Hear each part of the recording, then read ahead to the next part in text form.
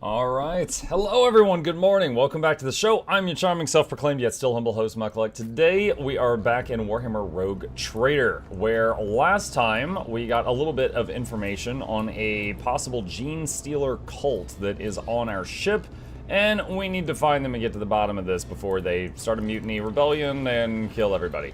So, let's see if we could find our way out of here. It looks like there is a container of loot here that we can grab before we leave. That we missed. Let's try to do that now. Cargo. I still find it funny that I'm like on a floor of my ship and I am stealing from my ship to add loot to my ship. They forgot to add an icon onto this map for where the exit is. I think it's over here. We're gonna come check this. I think this is where I started on this map. No, it's not. In this tapestry of a world, how do I get out of here? Oh, wait, here we go. Here we go. They did not forget it, it just wasn't showing up at first. Alright, Lord Captain's Quarters, Freight Line, Void Ship, Shrine, Void, Crypt. That's where the next part of the quest was. We found that they were in the crypt. Alright, are we happy with this team? Yes, we are. Let's do it. Is it your side a cult as well? How dare you, sir? Having love and admiration for the Emperor of Mankind is not a cult. That's common sense. That's just like the main religion, you know? That's just like, you know, Christianity being the main thing. Okay, what do we got here? We got a bunch of named main characters here. Jocasta, what's up? Adalbert, the ship's confessor, solemnly raises his hands above the altar and speaks mournfully. Heed me, O guardian spirits. We have come to punish a great desecration. Heresy has made its lair in the dynastic crypt and disturbed the peace of our honored dead. I beg you to perform the ritual of unsealing and allow us passage. A hand-shaped panel opens in the altar of unsealing. The panel is lined with sharp spikes. Lord Captain, we now require your blood. The crypt will not open without the rogue trader's genetic signature. Master at arms, are your people ready?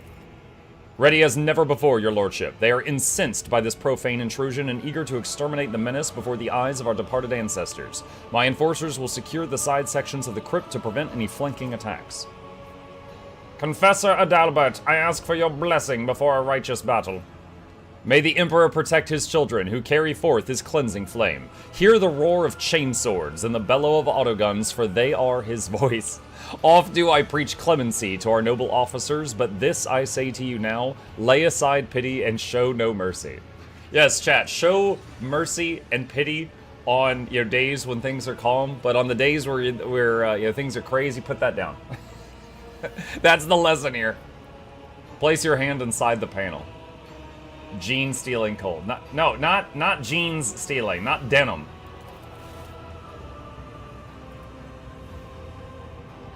Alright, it's now going into battle and my hand is already Swiss cheese. Awesome. The panel's mechanical teeth sink into your flesh and you feel your blood trickling down the small ducts into the altar's bowels. You hear a click and the crypt doors open with a piercing shriek. Beyond them, you see nothing but darkness. Sacrilege! The hallowed crypt must remain illuminated at all times to drive away the shadows from the place of the ancestors' final repose. This was done on purpose, I'm sure of it. Our coming is expected. Vanguard, provide the Lord Captain with Illuminator Servo Skull. She gives you a surprisingly easy smile and bows. Take care, your lordship, and watch out for dark corners. Move out, for House von Valancius.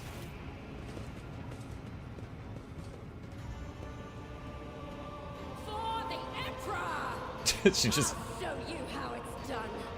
Moving out. Go, go, go! Go, go, go! That's it. Now, do they have Illuminator Servo Skulls? Heinrich. Your lordship, wait, there's been... Heinrich bursts into the ante-compartment and stops short when he sees the open doors and the gloom beyond. Damn it, I'm late! I meant to report an act of sabotage. They've cut off the promethium supply to the crypt's lighting. You're walking into an ambush. Why did you fail to discover this earlier? They've covered their tracks well, but I was worried about your safety. Heinrich smiles somewhat sheepishly, which is why I took the liberty of sending maintenance patrols to inspect the perimeter of the crypt.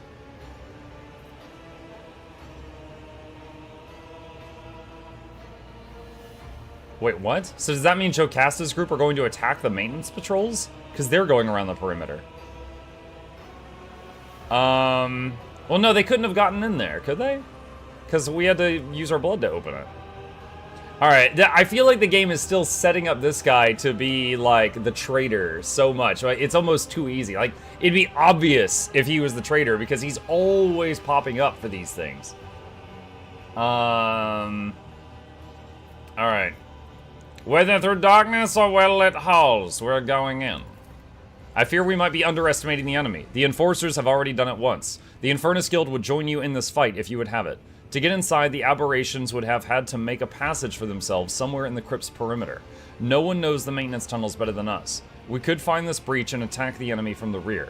I doubt a few workers armed with axes and torches will make much of a difference, but we would be honored to die in your name.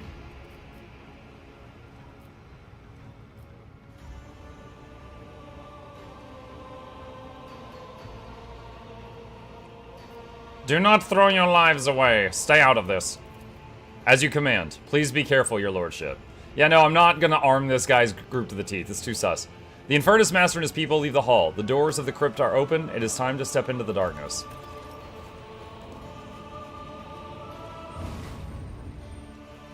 I feel like arming them and having them with me when I'm, like, sus of them right now is not good. My nerves are frayed.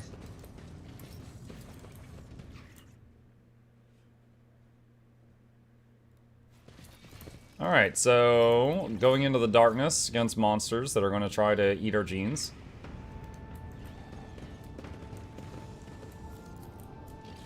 The gates have been blocked to cut off all possible escape routes for heretics and enforcers alike. They will not open until your victory has been secured. My dog is over here. Medicae. The Vizier. Cat tore the victim to shreds. The victim's mutilated insides glisten with ichor and are interspersed with vestigial scaly growths. A genetic abomination, there can be no doubt. Some cat dog ran ahead and just murdered someone. Okay, awesome. Open. We are rogue traders, and ours is a rare destiny. Yet still we remember those who walked at our side and served us, whom we honored. Needle pistol shells are scattered across the floor. They do not belong in this realm of tranquil glory.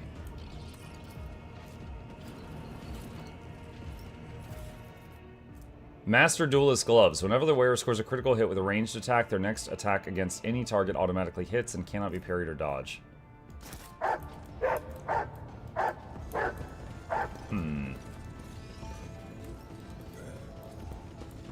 Cat Dog is in the 90s TV show? Yeah. Yeah, when the game said, what do you want to name your dog? I said Cat, because I was being silly. So now I've got a dog named Cat. They will see. Oh, yes, indeed. Oh, yes. They Remember the deeds of the hero who will died to see. protect the Lord Captain. Here lies Alaric Wolfgang of Gester, the first seneschal to have come on board this vessel. Your duty is done. Now others will serve in your stead. There are large footprints in the dust, but the 2 feet are of different shapes. One human and the other clawed and horribly mutated.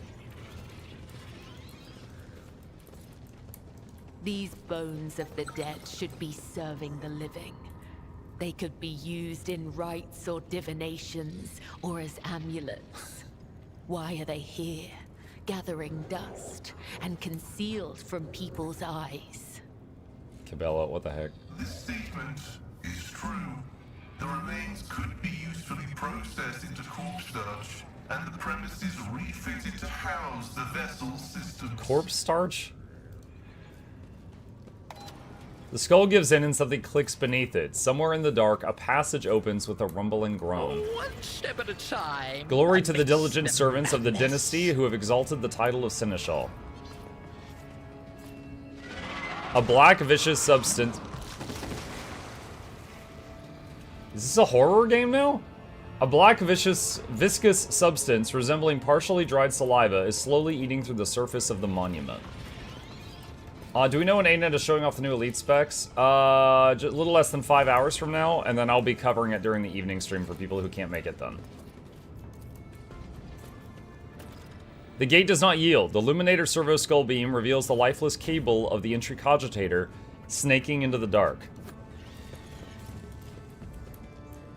Curiosity sings The sarcophagus was installed recently. The inscription reads, "Here Arch-Militant Mort keeps his eternal vigil, protecting in death the one he could not protect in life." Oh, Mort died in the tutorial. So he got housed in here. Okay, that's pretty neat.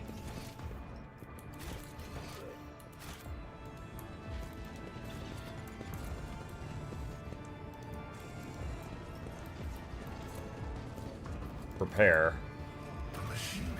Find a way to open the door. In this tapestry of a world, I am the rogue thread.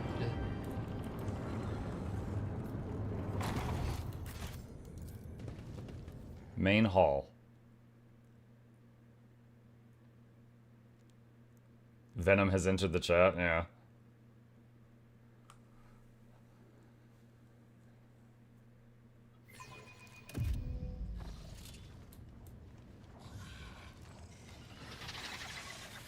Forward, faithful, pure. Oh, I couldn't read that fast enough. That was quick. Oh my god, what? Nuclear launch detected? I'm sorry, what? What a curious specimen. He had his people run forward and then dropped a chandelier on them? Neophyte hybrid marksman, neophyte fighters, aberrant, gene stealer. Those are gene stealers? Magus of the Ravenous Star. Stronghold of Aberrations. Wait, what? The coffin?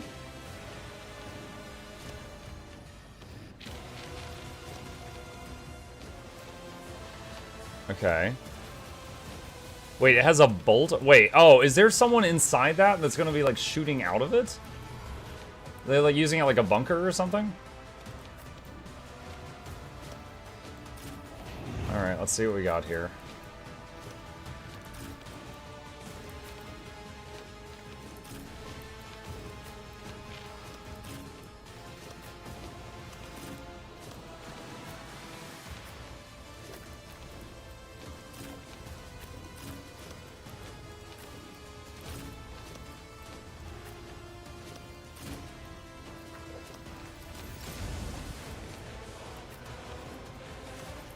Alright. Let's start quick save real quick before this gets going.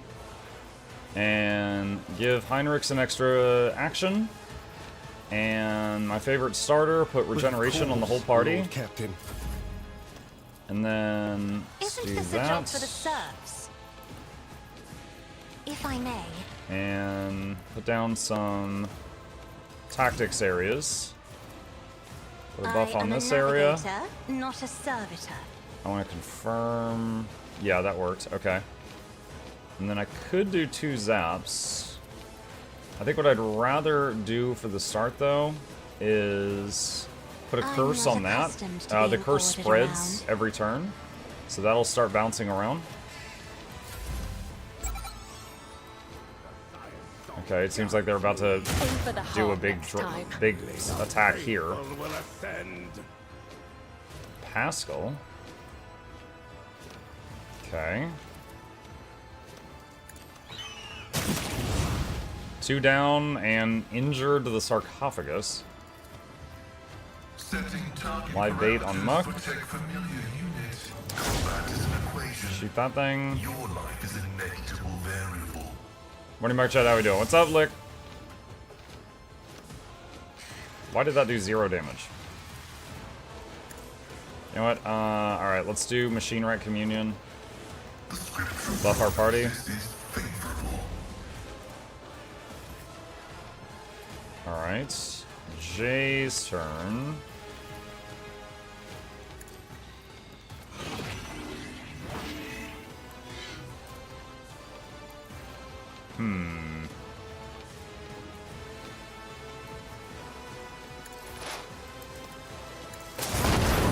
Successfully Alright.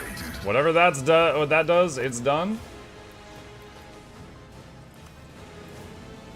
Tech familiar activated. 1 down, 2 injured.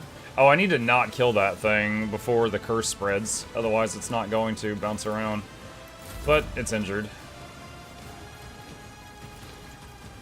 Isn't try to die with grace, at least, as duty demands. 2 more popped. Tell me when it is done.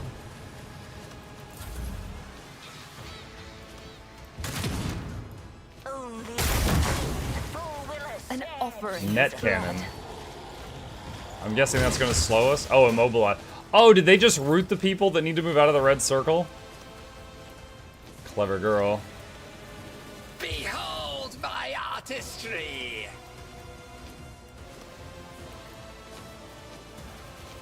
Hmm. A genius.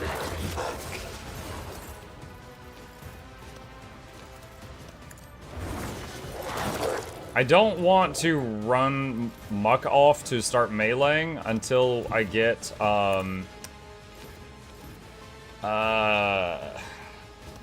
until I get the buffs out. Let's see. So I'm waiting on that. Wait, is the eagle dead? What the heck? Alright.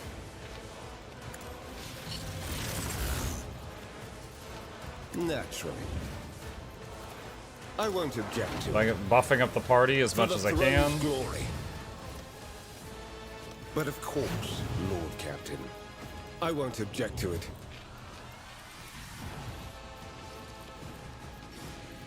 Okay.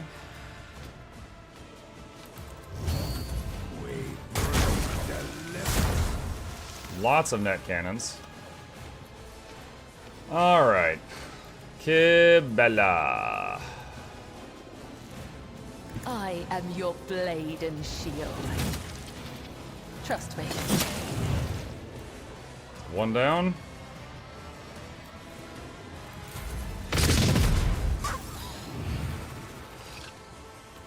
Okay, she can go now. Step aside. The navigator is coming. If I may,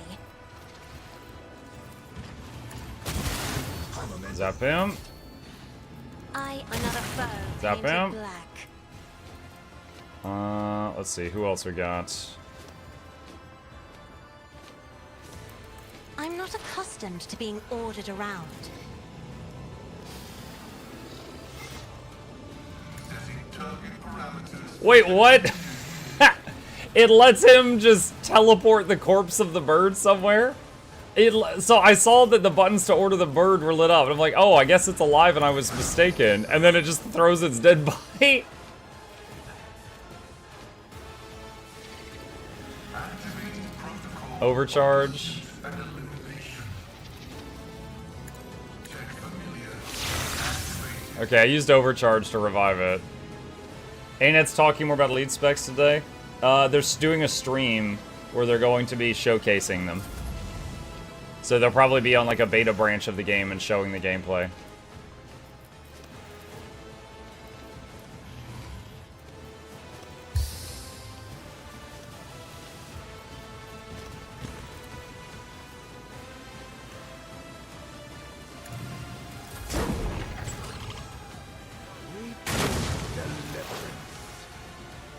Activate calculated fury algorithm.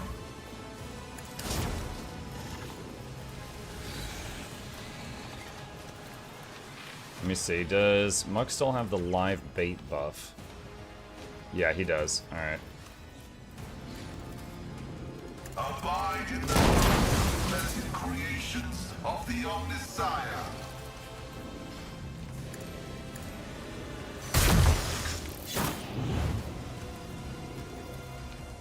Tech familiar activated. Okay. Just sort of road trader, do you ever leave the ship, or is it only on the road trader? Oh no, you leave the ship. You land on tons of different planets. Yeah, no, there are many missions in the bowels of the ship, like the one I'm doing right now, is on our ship, because like the ship is kilometers long. It's an absolutely massive Watch vessel. my back. However, you do leave it You tons are of times. better You than land on one. many different worlds.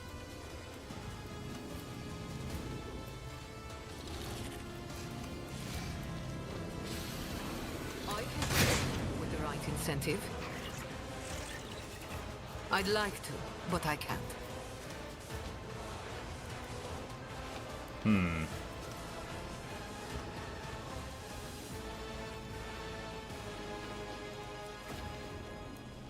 Waiting on this curse to spread around before I kill that thing. Alright, you pass the rest of your turn. I will not die in Uh-oh. dishonor.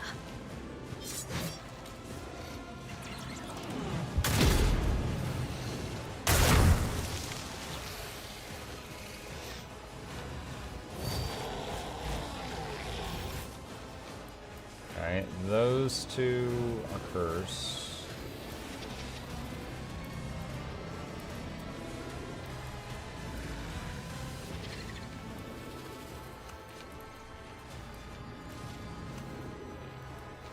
Okay.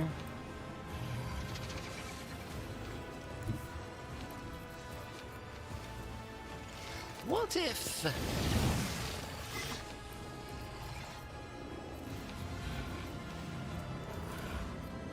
Schemes within schemes. Let's hit him. Let's see. Hit him. A wicked thought. Oh, why didn't it attack just now? It should have. Dang it. Let's see. That's a waste. What if? Alright, taunt that. Poisonous spit.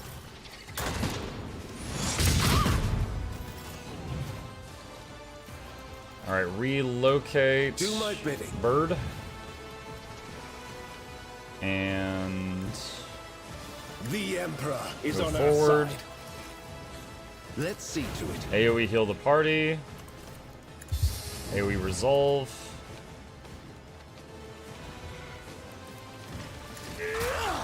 Zap him. Naturally. It's good for now. Alright. Cabela.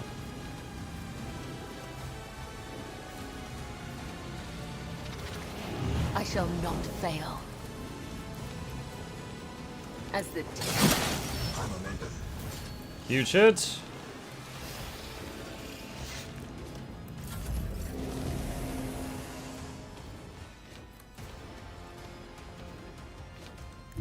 Emperor, Move her give me forward strength. and put the frontline stratagem here. Me. If you Strongholds. insist, Lord Captain. Isn't this a job for the serfs? A wicked thought. Very nice. That one's done.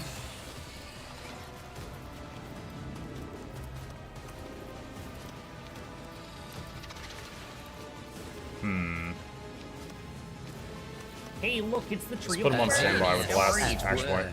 Hey, Bird Tree. Battlefields are always drowned Move her in forward. scarlet. Did she hit that guy?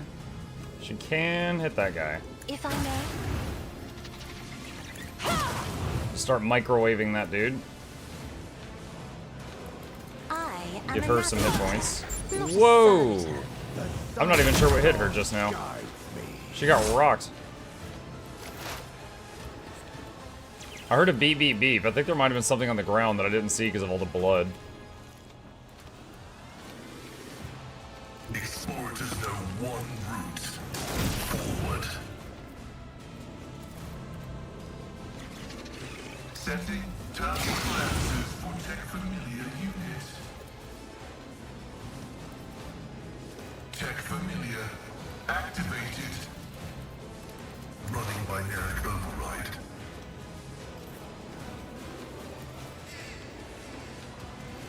Bring her up here.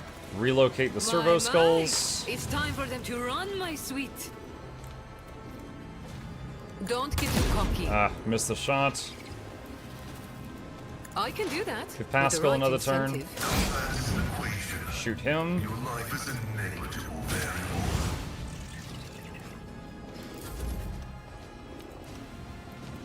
Cass's turn. As duty demands. Zap. Me? Zap. If you insist, Lord Captain. And... You've got a problem. I've got a prize.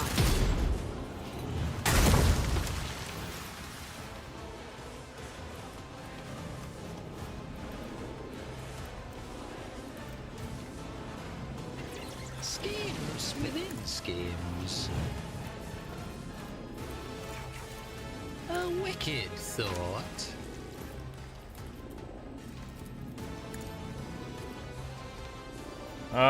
Wasting so much AP.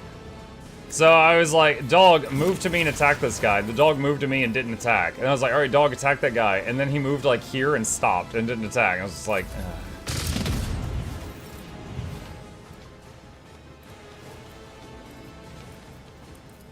I'm done with this one. Get me a target. Your turn. Let's see to it. AoE heal. And AoE resolve. How goes Purging of the Corrupt? It's going quite well. Death comes in silence. Trust me. Brings me no pleasure. Isn't enough bow painted black. Alright. Kill the leader of the aberrations complete. Magus of the Ravenous Star. The old man before you resembles a human being, but the scaly, bony growths going from the bridge of his nose to the top of his bloated, hairless head, the grotesque cheekbones, and the black claws on his meaty fingers leave no doubt that this creature is a genetic aberration. He utters in a creaking voice, black spittle spraying from his mouth. You have spilt the blood of the congregation. You have offended the purest of his chosen children. You, heretic! The creature's last word elicits a nervous laugh from the nearby enforcers. The irony of this embodied perversion of the human form accusing you of heresy is not lost on them. The confessor whispers a quiet prayer. The master-at-arms is watching the old man's every move, her lips twisted in contempt. Master-at-arms, report. Sarbak's gaze remains trained on the mutant. You notice deep wounds on her chest and shoulder, but she shows no signs of acknowledging their existence. Strike forces have cleared the side sections of mutants. The freaks fought like madmen, but they could not match the skill of the Von Valancius enforcers. Once victory was secured, our pursuit units make sure that none would escape. Our flamer squads are in the process of purging the crypt. All degenerates confirmed dead.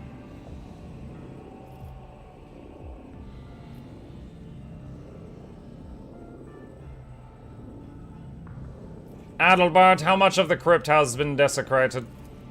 Confessor Adalbert. The accursed spawn have disrespected the spirits of the dead, but thankfully they did not have enough time to wreak as much destruction as they could have. Many tombs were disturbed, but what is the most outrageous, Adalbert carefully presents you with a sapphire blue gemstone. They sought to despoil Lady Theodora's urn. After her ladyship's cremation, her ashes were made into this magnificent relic, an example of resilience and purity. One of the heretics dared to lay claim on it.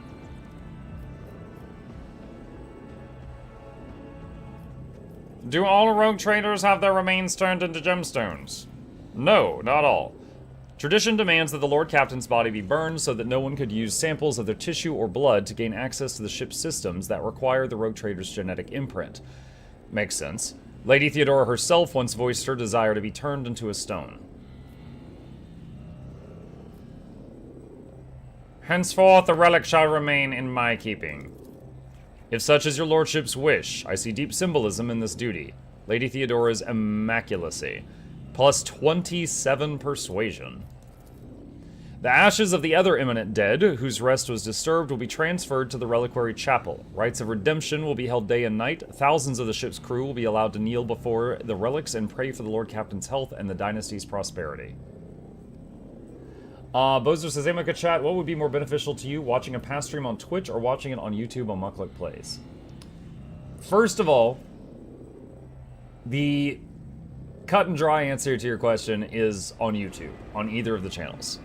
However, it is like a penny per person who does this.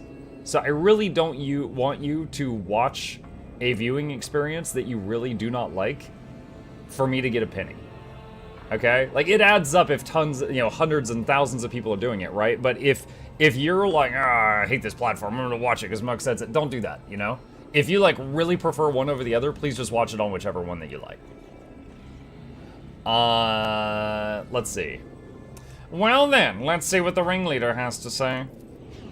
You shall perish in the cold void. Your heart shall beat its last under the light of uncaring stars. Your lungs shall become trees of ice within your chest. You will never receive the grace of the many-armed emperor.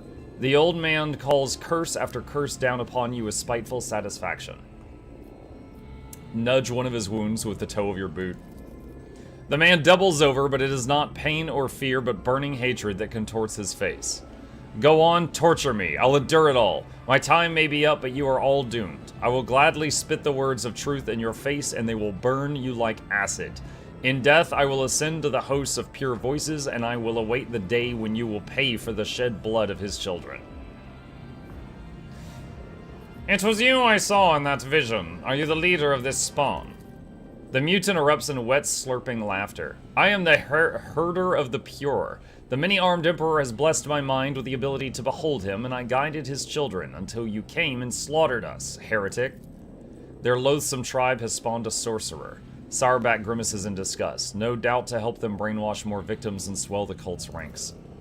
Psychic ability, human-like appearance, high status within the cult. I believe we are looking at a so-called Magus, a psychically gifted gene-stealer cultist. The cult's elite. A Magus specialty is recruitment and subjugation. Why did you make your lair here in the crypt? None wander in here. We were free to offer our prayers without fear of discovery, and the sight of dead heretics was pleasing. Trampling your bones was a righteous act. That is why I ordered the pure to sunder the walls of your bone vault to make this place a sanctuary for the congregation. You glance at the gaping hole in the adamantine bulkhead, I guess right there. It is almost unbelievable that the mutants were able to make a hole like that. They would have required truly powerful industrial equipment, and not the kind that can be easily assembled or stolen. Who is the many-armed emperor? The true God who comes through the void to us, his devout children. The universe is an abyss of horrors, and only he can save us. But not you, vile heretics. You are all doomed. What are you? Are you mutants or Xenos? His face becomes a gloating grimace. We are the pure. We are the congregation. Children of the many-armed emperor. The genetic perfection of existence. You will never understand. You are of inferior flesh. Your genes are woven from feebleness and misery. We are the new curve of the spiral. We are one, and thus we are strong. Pascal's visor flashes scarlet, growing brighter with every word. This statement is false. Only the true flesh is perfect, which is metal. You are a scrap of ignorant meat, and this vaunted genetic perfection, which you are not, will be ground into nothing by the cogs of the Omnissiah. The old man shrinks and hisses as his face is bathed in the red light of the visor, itself framed by the shadows of writhing mechadendrites. That sounds horrifying. Nino says, hey Mug, for embedding your stream on your website with volume turned on, you should get cancer. Wait, what? The volume isn't turned on.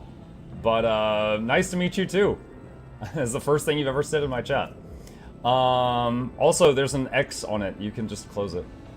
Let's see. Both are okay. I will stick to whatever I click first then, thanks. You're quite welcome. Guild Wars 2 stream today, right? Yeah, this evening. So my time, at 3 p.m. Eastern time, they are going to be showcasing the new, elite specs, 3 of the new elite specializations. And then that's not going to be when I'm live. So during the evening stream tonight, we'll watch it on a higher speed, and I'll be doing that. The dev stream, yeah. If you just want to watch it live, I think it's in like 4.5 hours. Yeah. Hang on, this guy's just trolling. I'm just going to ban him. Okay. Are there more of you freaks on board? Where did you even come from? 40 years ago, the profaner Theodora, the false sovereign, stopped at the trade outpost Heriox Rim to replenish her crew. The outpost had long served as a bastion of the pure. My brethren and I were chosen to embark on her ship and prepare it for the coming of the many-armed emperor. This uprising against your godless dominion has been many years in the making. You notice that the crypt looks surprisingly undefiled, even after all these years. The heretics could have turned it into an inconceivable nightmare, yet the signs of corruption are few and localized here. Heriok's Rim. That cesspool of abomination must be burned. Who knows how many ships they've infected over the decades. Oh, there's only one option now. I've had enough. Hang this carrion. The man's face twists in rage and his milky eyes bulge. He hisses, "The many-armed emperor cometh. The true god shall avenge us, and when he does, I will laugh." His string of doom sayings is silenced by a kick from the master-at-arms.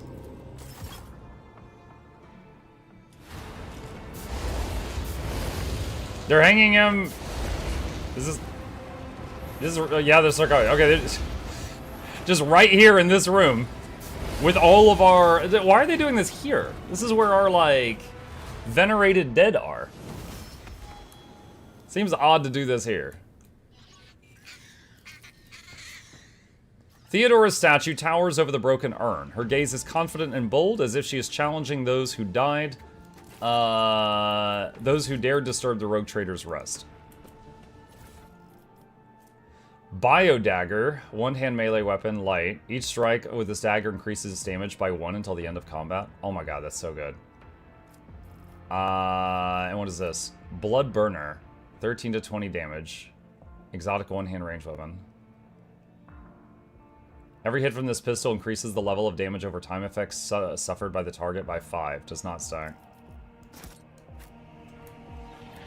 I really wish Cabela could use daggers with her skill set. But as far as I can tell, it has to be these special blades. Because when I tried using these, she couldn't use her skills. The hole in the wall seems to grin like broken teeth, as if mocking the dynasty's ancestors. It would be impossible to make a hole like that without industrial tools.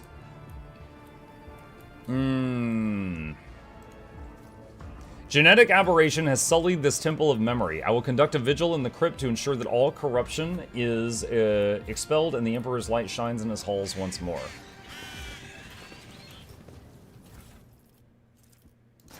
Some loot. So, the question now is, how do they get industrial tools? Still wondering if the fire guys were helping them out. The defilers dumped the remains on the floor, then connected a water pump to turn the sarcophagus into a cistern. My nerves are frayed.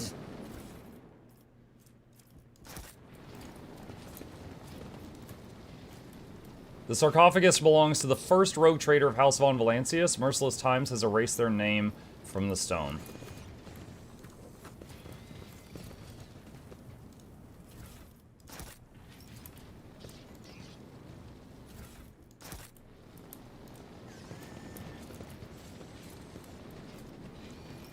The monument was shattered to give the defenders a better field of fire.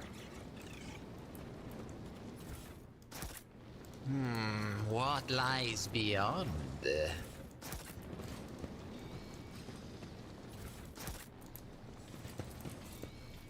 The sarcophagus has been turned into a container. Supplies, ammunition, and bandages lie in an unceremonious pile on top of the bones.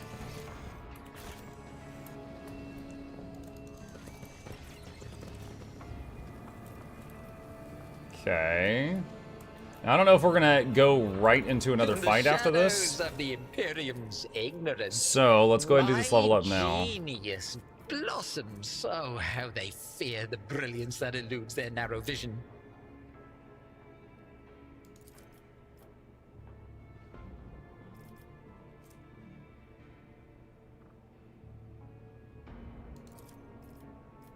Let's do initiative.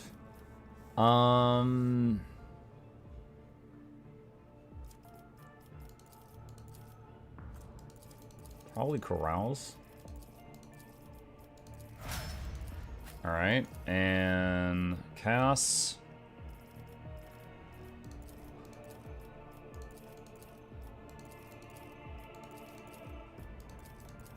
Let's do persuasion.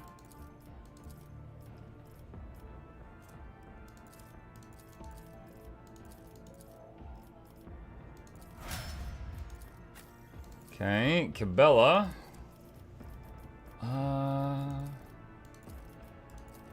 Toughness. Choose a skill. See, demolition. Pascal. Weapon skill. Probably tech use. Alright, Heinrichs. See, agility, so his turns come faster.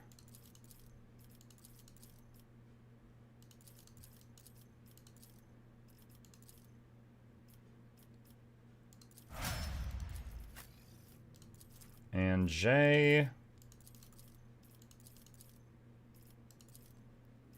Let's see, her main skills are already really high up there. I guess toughness. Let's see, persuasion, Imperium. Yeah, she's got insanely high in all of these. Guess Lore Imperium. Okay. And tap quick save.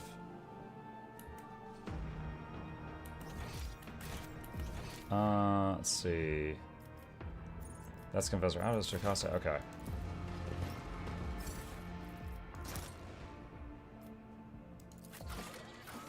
Alright. Let's go back to the bridge and see if there's any dialogue after that. This is still kind of open-ended. The fact that we don't know how they got industrial tools to get in here signifies that they got help from somebody else, and we don't know yet who that is. That guy got cooked? Yeah, he did. I'm just surprised they strung him up in that most holy site. You know, I figured like they would have done that somewhere else.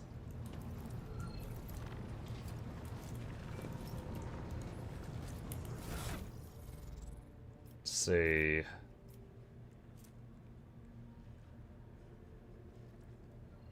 Wait, didn't this say 27 earlier? Commerce divided by 5. Oh, so that's probably going to be her. If this has dogmatic, adherent, or above. What is she? She is not dogmatic.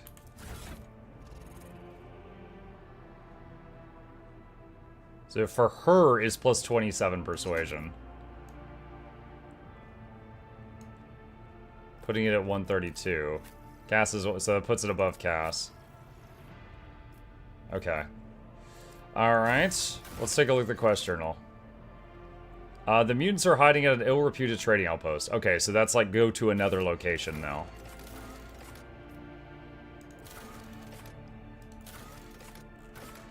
Okay.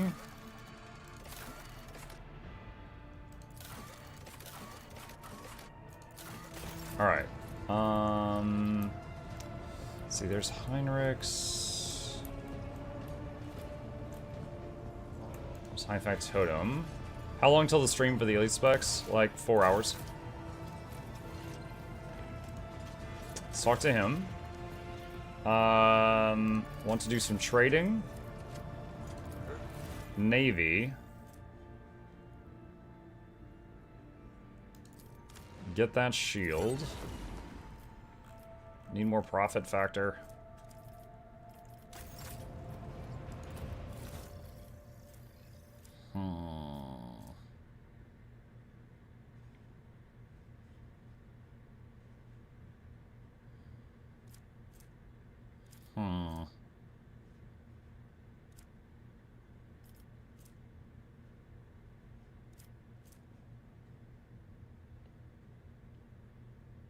Acid Spitter. At the start of their turn, targets immobilized by this Weber suffer 10 toxic damage and +1 stack of melting. Both effects last to the end of combat. Staff of Endless Flame. Wielder of this staff gains Inferno ability. The ability is available in its Heroic Act and Desperate Measures version.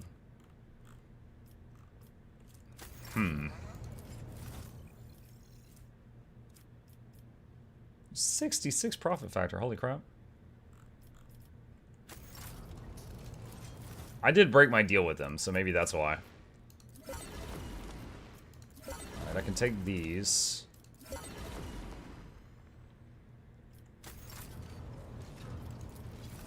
Drusians. Alright.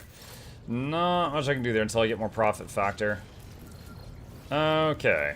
Alright, back to the mount.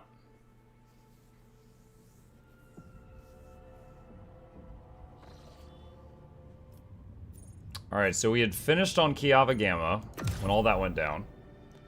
So let's go back to the warp thing.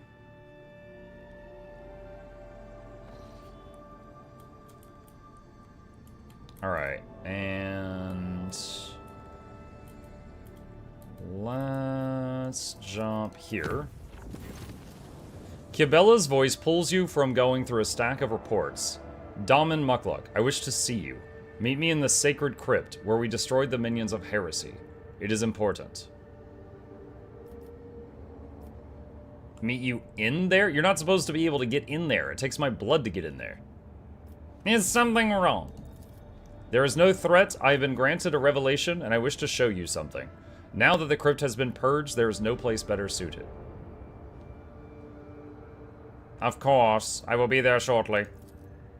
You hear genuine excitement in Kebella's voice. I will be waiting, Daman.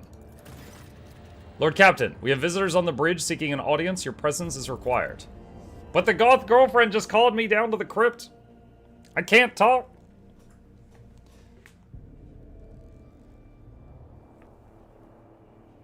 Visitors on the bridge. What the heck? The whole church just show up? What's all this?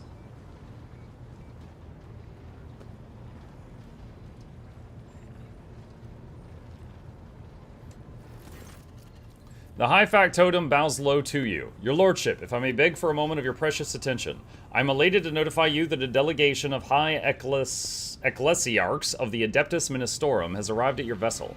The holiest of his servants have come to proclaim their veneration before the rogue traitor, faithful to his word and fearful of his wrath. Long may the Von Valancius name be praised in the annals of the Imperium. May the God Emperor protect this dynasty from peril and adversity. Noble Mukluk von Valancius, word of your righteousness and diligence in serving him has spread to the famous corners of the Coronis Expanse. It would be folly to let a paragon such as you travel among the stars without firm spiritual support. We are here to correct this egregious oversight. From this day forth, this ship will be consecrated daily and nightly by the servants of the Ecclesiarchy, given to you for toils eternal. So that his light in these halls may never fade, the Ecclesiarchy grants you a holy relic, a banner of Saint Cognatius, obtained in the conquest of the Expanse.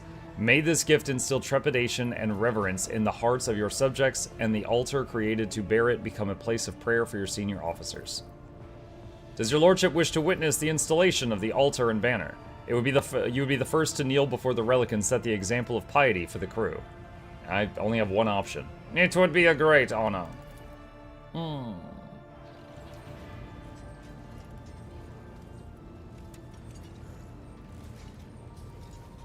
Thought begets heresy, heresy begets retribution. To question is to doubt, ignorance is a virtue.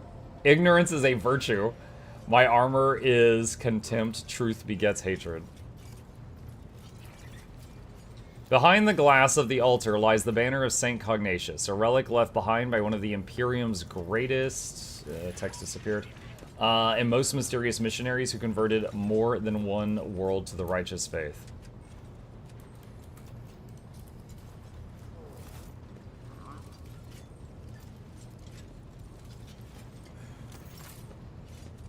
Okay. Wait, oh, that's here on the bridge. What? Oh, that's... okay, that seems odd. You know, we've had, like, firefights on the bridge before. Multiple times. Okay, hold on. Alright, we gotta go meet Goth Girlfriend in the crypt. Because date night for her is hanging out with a bunch of bones. Crypt. There we go. Exciting day. Yeah, Smooth, what's up?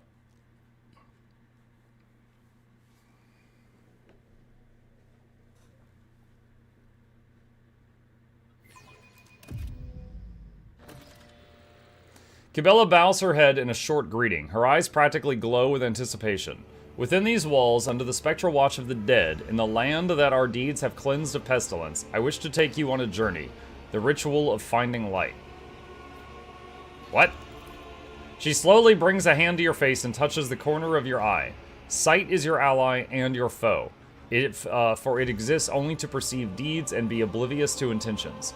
I will teach you to see without eyes, Daman, as I was taught once. Will you permit me to sew your eyes shut and guide you through the ritual along a thread unseen?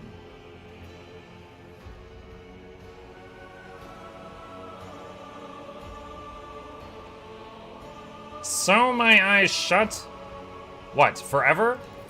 No, Daman. My stitches will be precise and my hand careful. Once you have passed the ritual, I will unseal your eyes and no harm will have come to you. Why should I go on this journey? She pauses before answering. She moves her hand down, cautiously touching your chest. There is much between us that I have yet to understand. Decks and bulkheads separate us, but greater still is the spiritual distance. You have entered my labyrinth, and I have been to your world, but there is still so much more that we must learn about each other.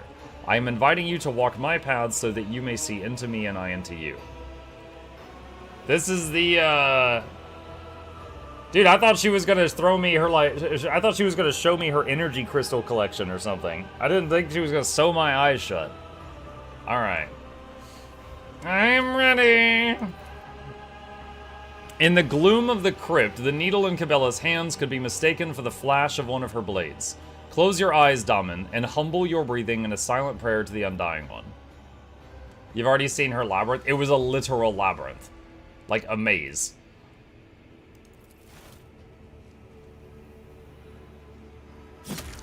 Ow. Ma'am, you stabbed my... all that blood? Okay, so there's her labyrinth again. Your eyelids hurt after having been punctured and stitched together with thread. The sensation muddles your thoughts and evokes an eerie dread from the depths of your heart. You are blind. Not a single ray of light can creep into your world, and your only awareness about your immediate surroundings is based on subtle noises. Through the veil of pain, you hear Cabela's quiet voice. We accept his blessings with a single purpose, to serve him in our unity stronger than any chains. Come to me, Daman. The sound of my voice will show you the way, if you can unfetter your heart. Darkness is merciless. You learn this while trying to hide from the nightmares that torment you. Wait, what? You survived a brush with warp phenomenon sometime in your distant past. Oh, that's a background option I picked at character creation. No matter how tightly you shut your eyes on those long nights, the haunting visions would not leave you alone, either in sleep or during waking hours. The moment Cabela applies the final stitch, you can feel it. The horrors are already here, lying in wait for you to make even a single misstep, and when you do, they will drown you in that merciless darkness. Toughness 92%. Focus on the pain. You focus all your attention on your physical suffering, and the pain retreats as if intimidated by your resolve. Is that how it works? You take a step, and then another. Suddenly, Cabela's voice seems to multiply, as if every word were being spoken by several copies of her in unison. Along the threads that form the web, along the rays of the star whose heart turns ice into flame, along the tracks we have left for one another, we shall come together in a unity that will become our revelation. In death which grants true sight, in death for which all are fated. Your knees buckle. The anxiety that has been with you since the beginning of the ritual now clamps around your throat like a collar of steel. Interesting first date idea? Yeah. Athletics. Push through the feeling of suffocation. You muster your strength and renounce the phantom terrors. Your weakness forgotten, you follow the guiding thread that shines in your mind, the thread of Cabela's voice. All who rest in these halls do so as a reward for the deeds they performed in his name. May the end of our journey be as glorious as that of all who came before us. Cabela trails off. Eventually she adds, softly and quietly, "Take my hand. Thus shall we walk into the halls we are destined for."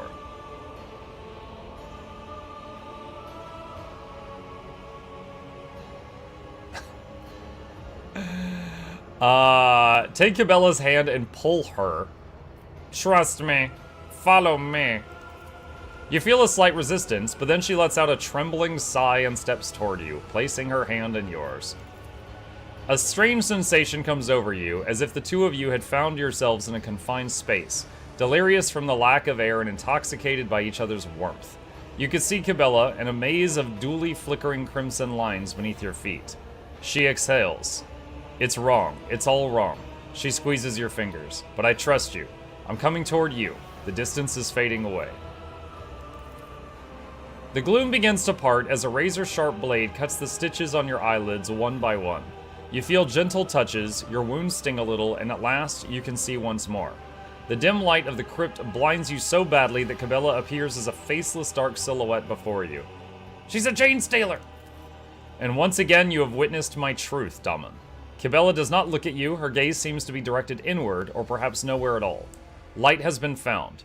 We have passed another circle on our way to the truth at the heart of our bond.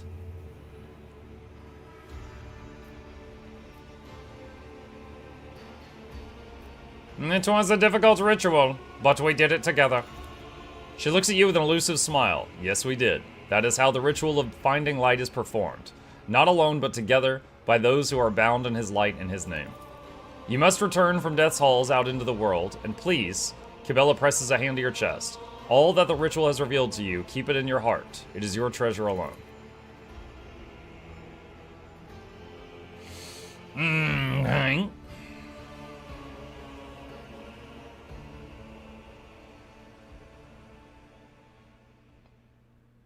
Not what I expected when Goth Girlfriend invited me to date night at the local graveyard, but alright. Back to the map.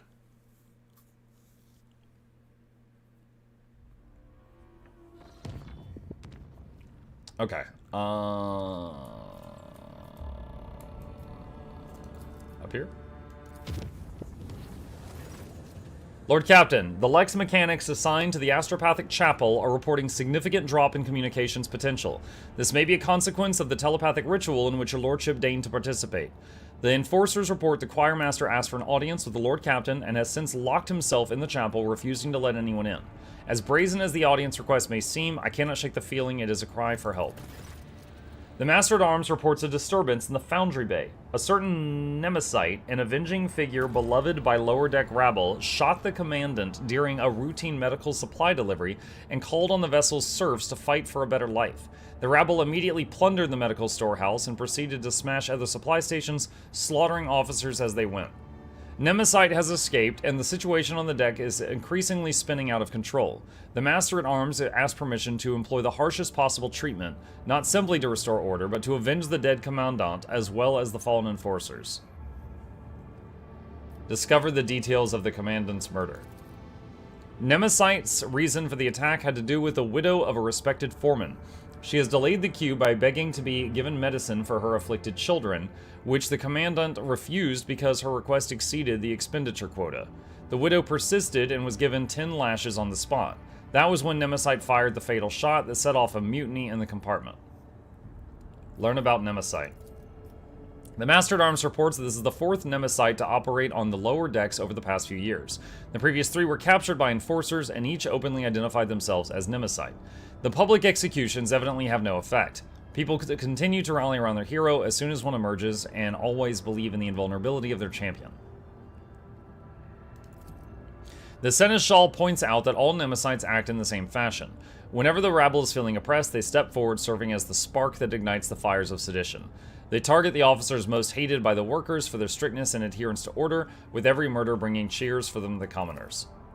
The Voxmaster shares the rumors about Nemesite that abound on the lower decks. Some say he arises from the blood of oppressed laborers, some that he is the vessel's spirit of justice. Others still believe he is an immortal hero. Such veneration makes it very difficult to capture the Riffraff's champion.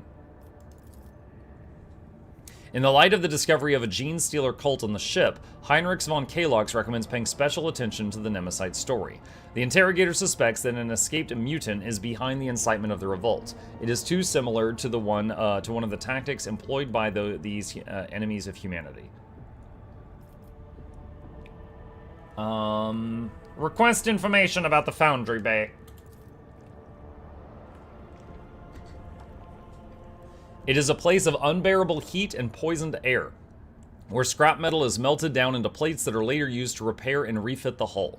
There are no critical facilities here, and the bay is fairly easy to isolate. This opens up opportunities for quelling unrest with no casualties among the enforcers.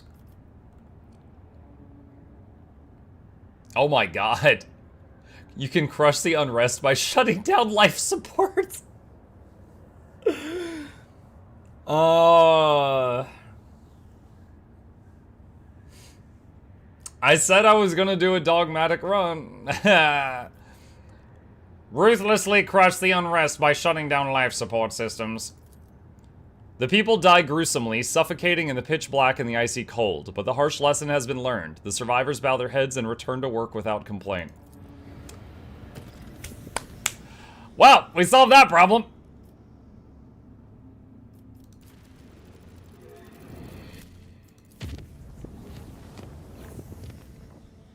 Chart new routes. That was thorough. Oh, yes.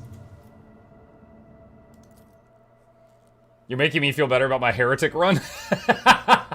I didn't know dogmatic was going to be choices like this. I was just like, oh yeah, I'm going to do a dogmatic run for the Emperor. And then like, some of these options, I'm just like, oh my god.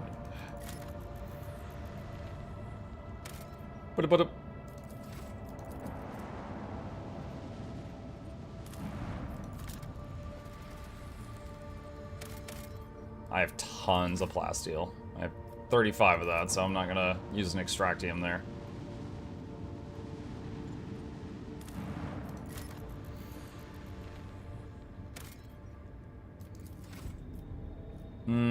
What was that? Pascal says, this mining world has been cataloged as normal. No rare or valuable deposits have been detected. Guys, look at me! I'm so curvy! Lord Captain, we are passing by a construct marked on the star charts as a dimensional gate. Our augurs are not showing any suspicious energy readings. The device is dormant, thank the Emperor. What is this gate? An ancient Xeno artifact, older than humanity itself. Judging by design, this is a gate leading somewhere. Possibly straight into the wicked abyss of the warp, considering all the nasty crap that used to roam around here. Many captains, Her Ladyship Theodora included, have tried to reveal its secrets, but it seems that no one could figure out how it works. Good for them if you ask me. What was Theodora interested in? Her ladyship didn't exactly share her plans with us, always kept them close to her chest, but I'll go out on a limb and say she was searching for a way to open the gate and see what's on the other side. The Cognizance fleet conducted its own analysis of this Xeno artifact. All records of the expeditions to the site were added to the exploration catalog. Nasty in what way exactly? I don't want to repeat the rumors, and I don't know the truth, but it was bad. There was word of ships and even whole trade convoys disappearing. Captains started avoiding the system until eventually the Lord Inquisitor came here and made short work of it. Hasn't been much in the way of rumors ever since. Actually, the Inquisition made sure Voidsmen kept their mouths shut. Whatever the gate used to spew out, it must have been profane and a danger to humanity. Report received. I wish to study the construct. Lord Captain, I would advise against approaching the gate. The Inquisition has declared the entire area around it off limits and packed it with mines. Our augurs won't be able to detect them. Ignore the construct. Consider it done. Alright. Let's see. Enemies of humanity.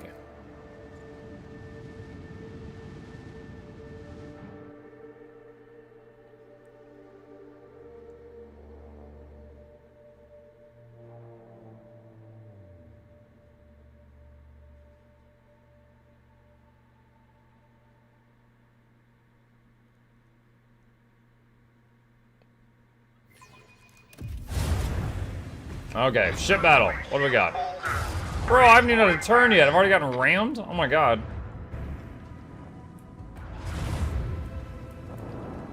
Alright, so there's at least 5 enemy ships?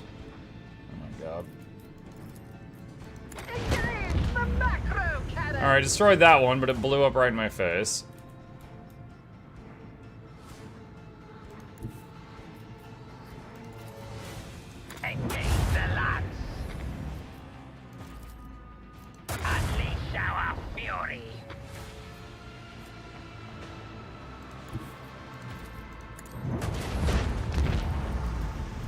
Okay.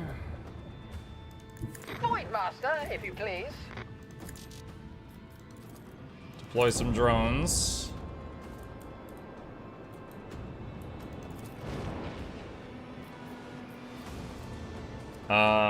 Wait, what?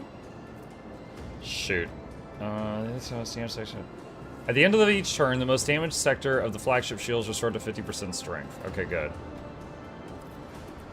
I think that's fine. So yeah, that restored the rear shields. Okay. Interceptors move. Our escort frigate moved. Heartless moves. Got rammed! Oh my god. These guys just yeet onto the screen.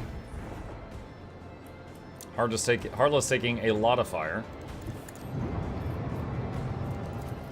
Engage the lads! Unleash our fury! One down.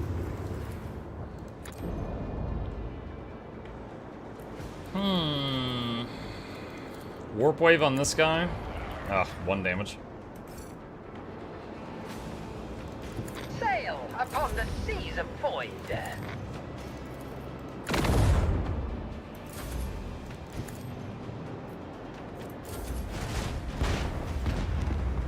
Heartless took damage from the explosion. Heartless destroyed now. Engage the lads! Unleash our fury!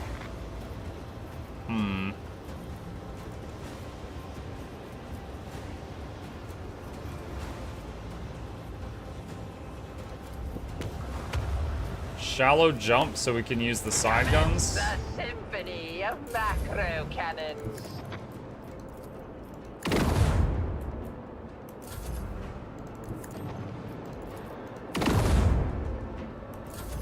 That thing is sturdy.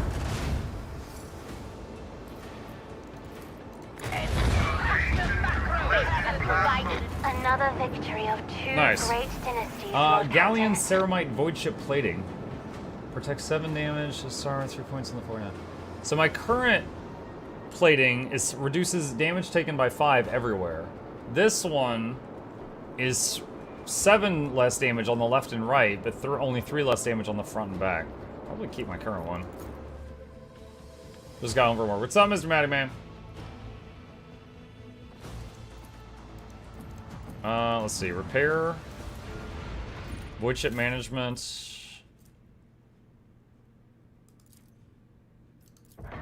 Let's equip that.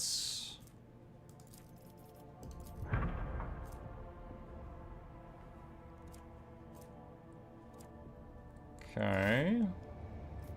Alright, think we're done in this area. Let's take a look at the big map again.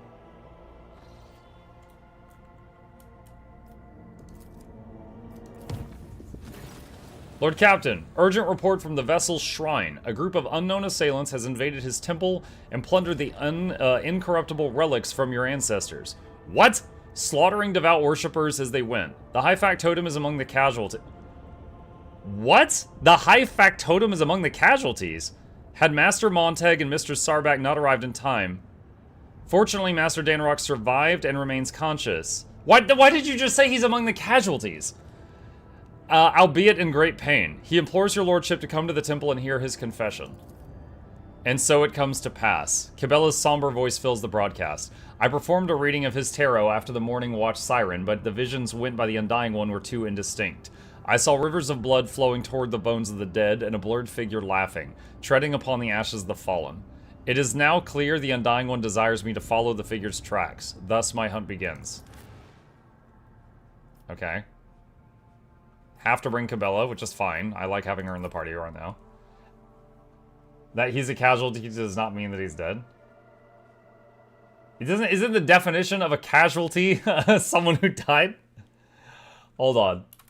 Hold on. I'm gonna educate myself. Define casualty. A person killed or injured in a war or accident. Okay. I thought casualty was someone who like died in combat or in an accident or something. I did not know it also described injured people. Mandantor, yeah. Well, this isn't me mispronouncing. This is me not understanding there was another version of the definition. Alright, let's see.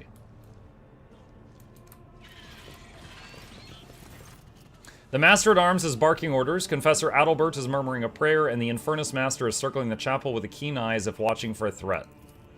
Cabela quickly sweeps her gaze over the destruction before focusing on the bloody footprints that stretch from the ruins of the reliquary. The High Factotum's velvet coat is streaked with blood, and Janrus himself deathly pale. A Medicae officer is working on the black gunshot wound in his chest, and Janarus grunts faintly with every touch.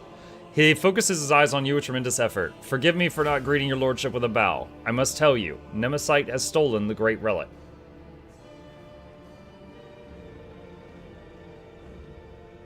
Janarus, what happened here? Serfs in red headscarves burst into the chapel and started shooting. Their leader made for the relic, the remains of honorable rogue traders brought here from the mutant-sullied crypt. And when I realized that the sacred ashes of your ancestors were about to fall into the filthy hands of a heretic, one intent on desecrating the glorious dynasty, no, that could not be allowed to happen. I blocked his path. Janarus briefly closes his eyes, gathering his strength. The bastard allowed himself a few vile insults against me, which I am obliged to admit, but I did not give in to the provocation. I was hoping to buy myself some time. Then this so-called Nemesis started reviling the customs of the ship, berating its officers and enforcers, before insulting the very name of your lordship yourself. I threw my glove in his face and demanded a duel. What? But the honorless villain shot me. He laughed at me, the depraved creature. He winces, either from a new burst of pain or from the memory of the humiliation he so recently endured. Then he committed sacrilege by stealing the relic and shattering the sarcophagus. Forgive me, your lordship. I have failed to preserve the sacred ashes of your ancestors. Inspect the empty altar behind him. The reliquary has been brutally smashed, and the bed on which the sacred ashes of past rogue traders and their servants once rested is now empty.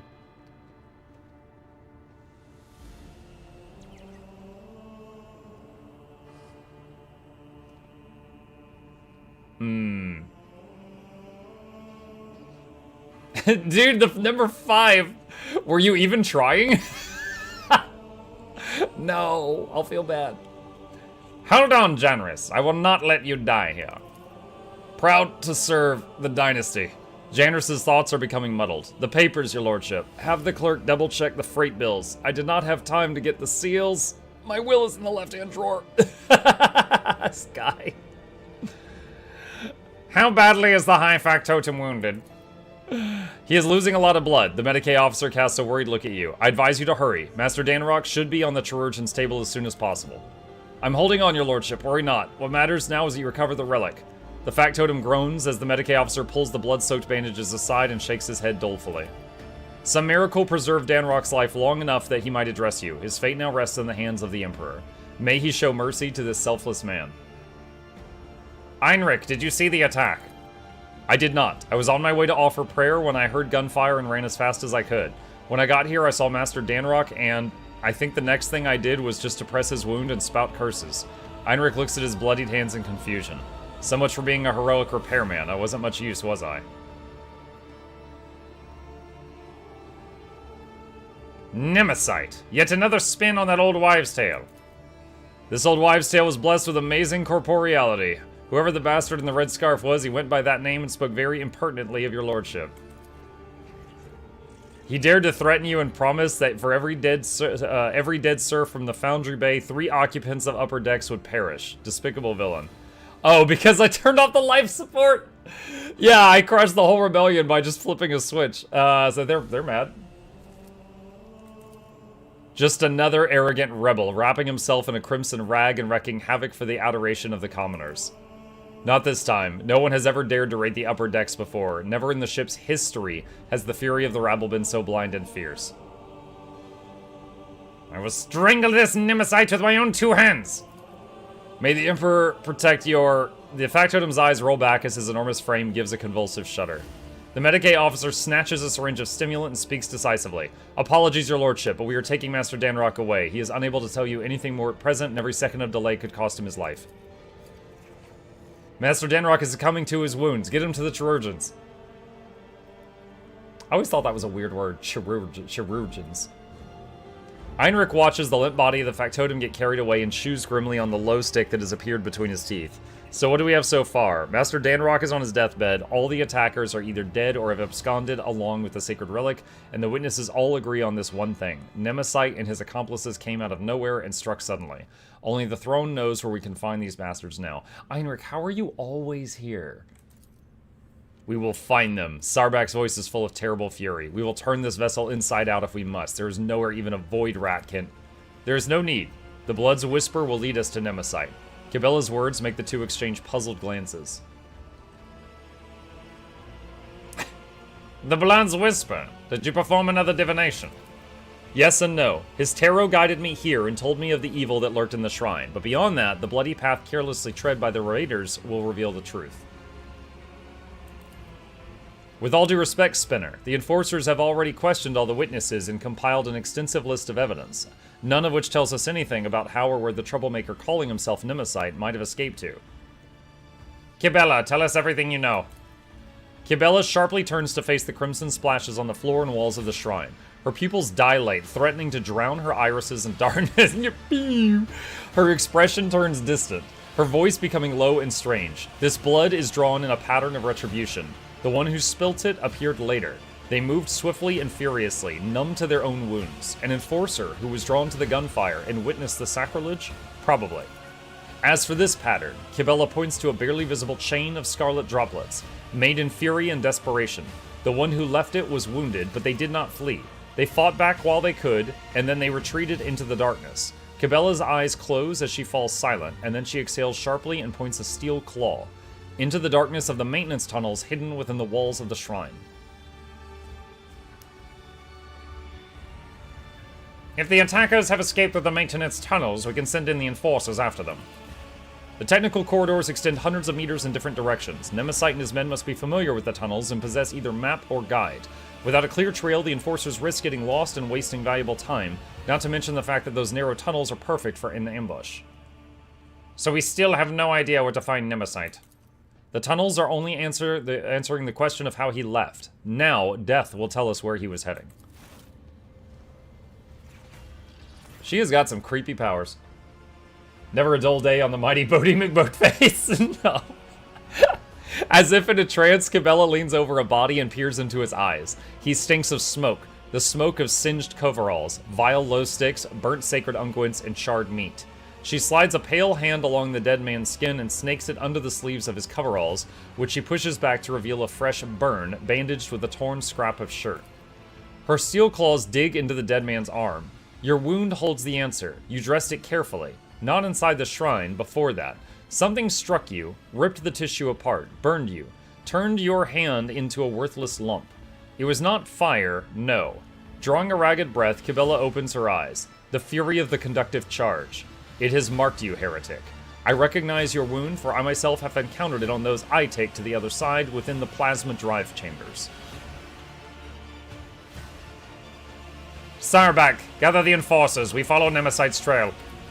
No, Daman, you must stay. You are the one Nemesite has challenged, and those we hunt know you by sight. You will frighten away the prey, and we will lose the trail until the next tragedy occurs. Kibella's unblinking gaze meets your own. What do you suggest we do, Kibella? I will go to the plasma drive chambers alone. I will track down the false champion and all who serve him, and I will prepare the grounds for your own hunt. Out of the question, an enforcer squad would certainly scare off the vermin, but I am not letting you go alone, Servant of Death. You and I will go to the chambers together, and together we will bring down all who have dared to insult the Lord Captain. I'm going too. I have a couple of good friends in the plasma drive chambers, the nosy kind who know everything about everyone. Convincing them shouldn't be difficult, especially if I pull a few favors. It'll be the three of us then. What a company. Heinrich's grim laughter echoes inside the shrine. I didn't authorize that. Continue. There's an awkward pause. Kibella takes a long look at the officers' faces before finally nodding her assent. So be it. But not like this. Much like your faces, your guises are too conspicuous. Kibella is right. It would be prudent to use a disguise. The enforcers will procure regular work clothes for us. We will carry only inconspicuous weapons that we can hide easily in our tool bags. It will help us blend in with the crowd. Before I depart to hunt the Nemesite, I ask the Daman to bless me. I pledge never to leave your side, yet the hunt demands that I do just that. Grant me this permission by performing the ceremony of twining? Kibella nods toward the altar. When your people have taken their leave, under the gaze of the Undying One, we will begin the rite. The fuel for the engine is people. Wait, who in the what now?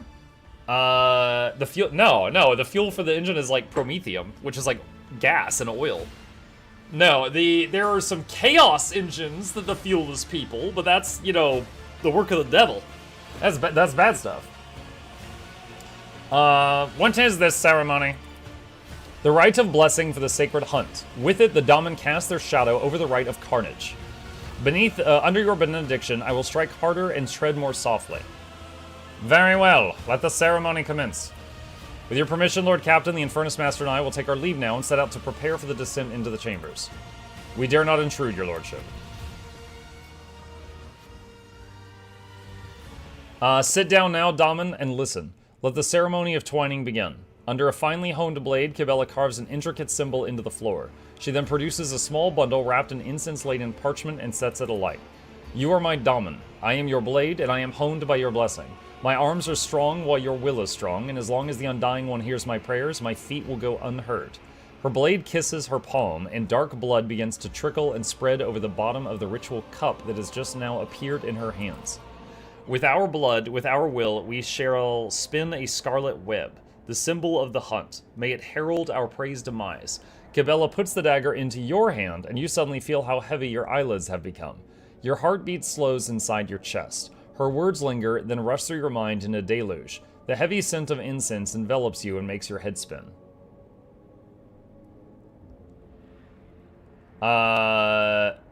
Dude, why does everyone want my blood? Like, every machine in this ship, every ritual... Yeah, we're gonna need more blood. These people working for corn. I feel strange. What is happening? For the twining to happen, you must first expand your mind. See the unseen, hear the unheard. Those who live and die by the tenets of the web often burn sacred essences, and your body is not yet accustomed to them. Daman, your mind is trying to grasp at new boundaries. Do not resist, breathe deeply, learn. Must I really wound myself for this? The price of victory, the price of defeat, is always measured in blood. Give the Undying One but a few drops today, and may he prevent your flagship from running thick with rivers tomorrow. Make a small cut on your palm. The pain gives way to a burning sensation as Kibella grasps your hand and squeezes it over the ritual cup. But this new discomfort is quickly replaced again, this time by a dull numbness and the faint warmth of blood flowing from your open wound. The twining is the blood oath I have made to my lord. Kibella dips her fingers in the spilt blood and traces a symbol, first on her own forehead, then on yours. It appears to resemble a blade that is cutting through an intricate knot. Anoint me with your blessing, Daman, and may the ceremony of twining commence. Kibella's face blurs before your eyes. No matter how hard you try to focus and dispel the vision, in place of her face you see a death mask, a broken skull with hollow eye sockets.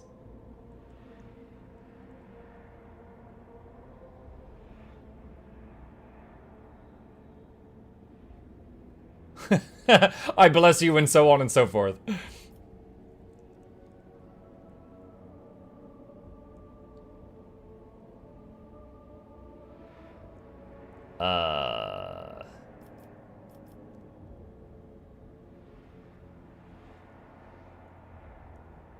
Kind of like this one. May your loyalty to the flagship be ever our steady guide during this mission. I am your shield, your shadow, your weapon. Your enemies will find only vengeance in the close embrace of my blades. Kibella thinks for a moment. Your body cannot accompany us on this chase, Daman, but your spirit.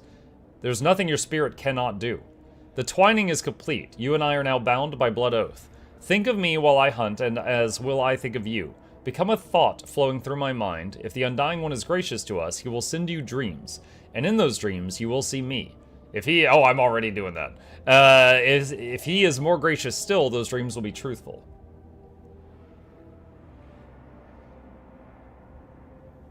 Is this some kind of psycho-sorcery?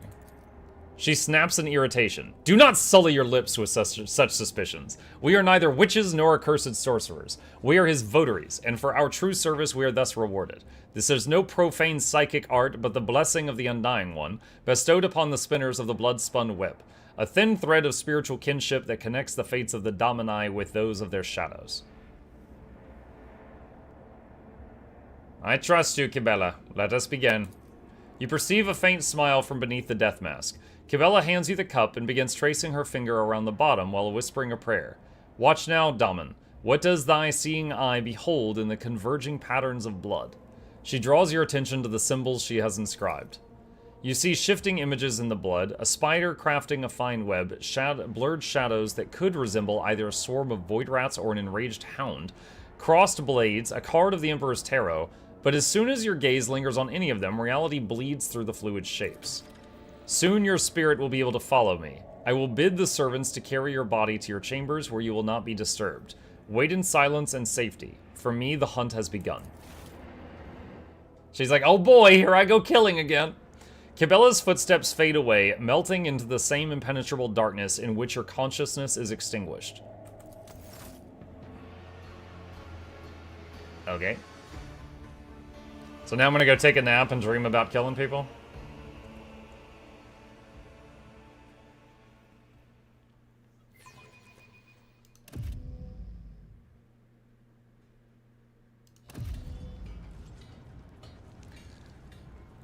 Oh, are we gonna play Cabela during this?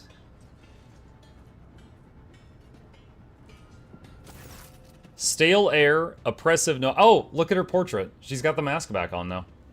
The hum and whir of machinery drown out all thoughts. This place rings with tension.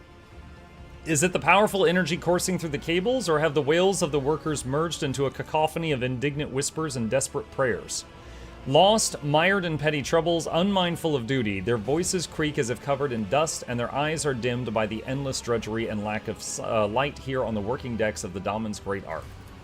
I have seen it before. In these murky depths, people become creatures all too ready to devour each other for worldly gains, fleeting pleasures, or imaginary freedom from obligation born from the abyss of spiritual emptiness. The Undying One punishes them through me. Disgusting mutations, abominations, reflections of vice are born in these shadows, and I will be their doom. The thread shakes, the web is taut. I step silently, may the great hunt begin. The thread shakes, the quarry always leaves a trail. We may not see it, but we can feel it. I taste the air, the scent of fresh dye with the subtle note of sparks. This is new, pleasant. The upper decks reek of luxury, but here I feel comfortable. There's something else. This is it. I recognize the smell. Unguent, low, burnt meat.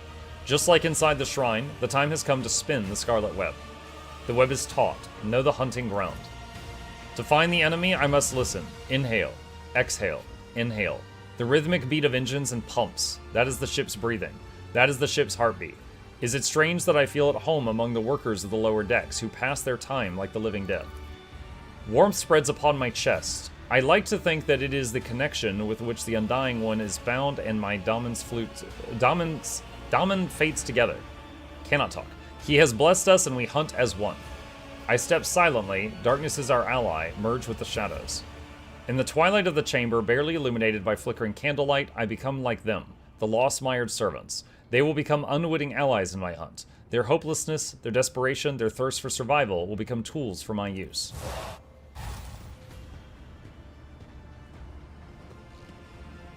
Where's the second spinner? We were supposed to meet here. You know that feeling when you're being stared at, but you can't tell by or who by or where from? I have that right now. Yeah, she's right there. Footsteps. Two are coming toward me. Familiar gates. Those are the Damon's servants. I would not be surprised if the cultists set out on the trail of Nemesite alone. The spinners are arrogant. We are just another soul to them. A gift to offer death. Steel Mistress's voice is hard and cold, like her will. I can see in her eyes she dislikes me. She is wary, and so she should be, for we serve the Daman, not one another. Does this remind you of anyone at all, Joe Costa? The man is enamored with fire. Even his words sound full of biting flames, and he himself enjoys playing with fire. Too much so. They bicker again, their mutual animosity may disrupt the hunt. Examine Steel Mistress and Flaming Voice. To the lay people, the two are now scarcely distinguishable from the common serfs. In a world where status and privilege are defined by appearance, a single piece of rotten cloth is enough to lower your standing.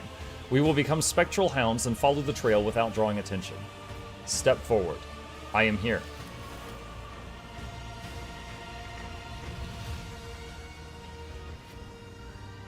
It's been a bad day. I want a soda to make myself feel pleasure in this horrible universe. Cabela shows up and stabs you. There she is. Welcome to the Plasma Drive Chambers, esteemed holy assassin. You can exchange pleasantries later. Lieutenant Godierda is on duty in this compartment. I have ordered her to gather information on all the workers who wear red scarves and have recently left the bay. This is pointless. The red scarf is not proof of guilt, it is merely a symbol. It could be a trap. I need to find her. I will watch the enforcer and those who are watching her in turn.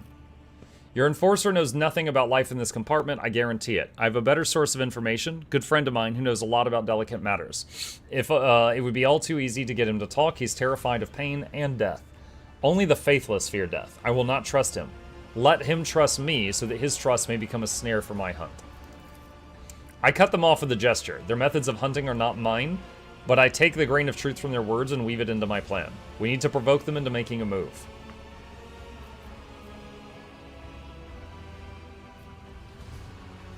Instill a false sense of impunity. Convince them that they can and must act now. The enforcer who answers to Steel Mistress is the symbol of order and obedience in these chambers. She is standing in the way. When she disappears, my enemies will believe it is safe to strike, and that will be a costly mistake. Intimidate them with an impending threat. Flaming Voice relies on a talker, one who keeps no secrets and fears pain. An unreliable vessel is bad for holding secrets, but good for spilling them. Through him, I will whisper lies to the enemy. Strike out the spark that will ignite the flame. I feel them lurking in the crowd, my enemies. They are cautious. I must find them and let them believe their luck. Then they will shed their mask and I will take them down. Such is my plan. They look at me in silence. They do not understand yet, but that matters little. I am on the hunt. Okay, so... No rest. Cabela's pretty strong, so not too worried about playing her, I don't think.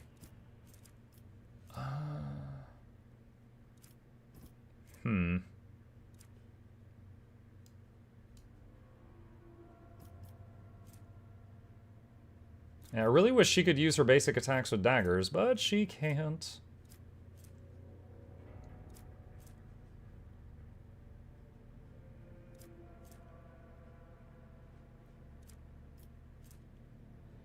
And you know when the ANET livestream is going to happen? Roughly 3 hours.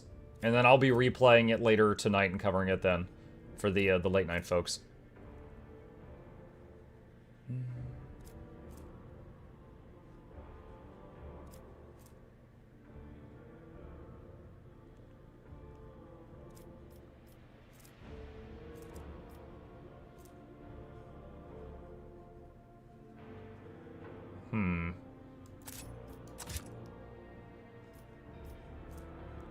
Every hit from this pistol increases the level of damage over time effects suffered by the target by 5. Does not stack. That could be really good for her. That could be really good. Need to get her a trait that allows her to shoot and stab on the same turn, though. Alright, Reactor, Attendant, Overseer. A Death Cultist. I knew I should have switched shifts today. Let's tap Quick Save. We haven't saved in a while. Noon Pacific. That's my understanding, yeah. Another step, another thread. Become a shadow and heed the voice of the crowd. The lay people have huddled together like a herd being chased by predators, faded gazes, bent backs, the crimson kisses of batons on their bodies. And yet shadows of smiles touch their dirty burnt lips as a strange pair, like a hammer and anvil, send sparks into the air with their words. What are those two talking about? Hammer and anvil. And then the lever smacked you right in the kisser? Ha! Give or take a tooth, this is nothing. Bruises, burns, cuts, that's just life. Just remind yourselves how you come home after your shift, having exchanged your ration card for a bowl of soup. How your little ones gulp that bowl down, how they fall asleep feeling a little better. I say that's worth a hard day's work and a punch in the face. He smiles broad-shouldered with a rusty beard. He is not afraid to share laughter with others, and so the crimson shades from the beatings never leave his face. His voice is bright and sonorous and listened to. Not everyone here is as chipper and thick-skinned as you. A bowl of soup is great, he says. What about having to choose which of your 3 kids gets it? Is that great too? Beatings are nothing, he says. Remember when the enforcers broke your arm? Since you couldn't work, your wife had to pull 3 shifts. She collapsed at the lathe, and the conductive charge burned out her eyes. None of us deserve that. Tough and unyielding. Every word hurts, but she is forgiven for her sincerity. They listen to her to pull themselves together, to share their common pain. I will come back later. My hunt has just begun. Okay. Does this game save like VG3 where anything is like you left it, or like GTA RDR where it saves story and overall progress? It saves like Baldur's Gate 3. Like it virtually any time you can hit F5 to quick save, you can close the game and come back later. It's going to be the same. The web. Now, in this game, unlike in Baldur's Gate 3, you don't have like a big world map you're running around. Like this, there's a lot of different like because you're on a ship that is kilometers long, and when you take an elevator to a different deck, that's like it's loading a different map. You land on hundreds of different planets, and you know each of them will have like a different map and stuff like that. So definitely, you know, sci-fi differences, but wonderful game still. Stain. Long time no see, Spindle. Tell me, what does silence taste like? Are they using a secret code? Without flaming voice, he would never even speak to me. Everybody knows silence doesn't taste like anything. If you want to earn rations, you better start dealing in words. He speaks casually, but his voice is slimy and slippery. His eyes are as dirty as an oil-stained garment. The impudence in his gaze and words when he turns them to us. He is unclean and he knows it. He is unrepentant. That's a funny look, Einrich, and you have a funny-looking company. Are you here to sell or to buy? And before you answer, remember the first rule, every word has a price. Are we bargaining for information with this lowlife now? It is the duty of every serf to aid the rogue trader and his associates freely and willingly. Whoo boy, here it comes. Who's that with you? An enforcer? And a spinner? Do you want me dead? If anyone sees me talking to you, they'll snap my neck. So off you go. The peddler of words is trembling in fear for his life. I must extract answers from him, but by what means? Okay, this is interesting. So it's a skill check, but instead of using my main character's skills, it's using Cabela's. And we have one skill that is very, very high. Medicae. The quelling stimulant on the needle's tip will loosen Stain's tongue. What is this feeling? So calm. Fine, ask whatever you want, but then leave. My reputation cost me a lot of blood, and I didn't earn it to have it trampled into dust because you people happened to stop by.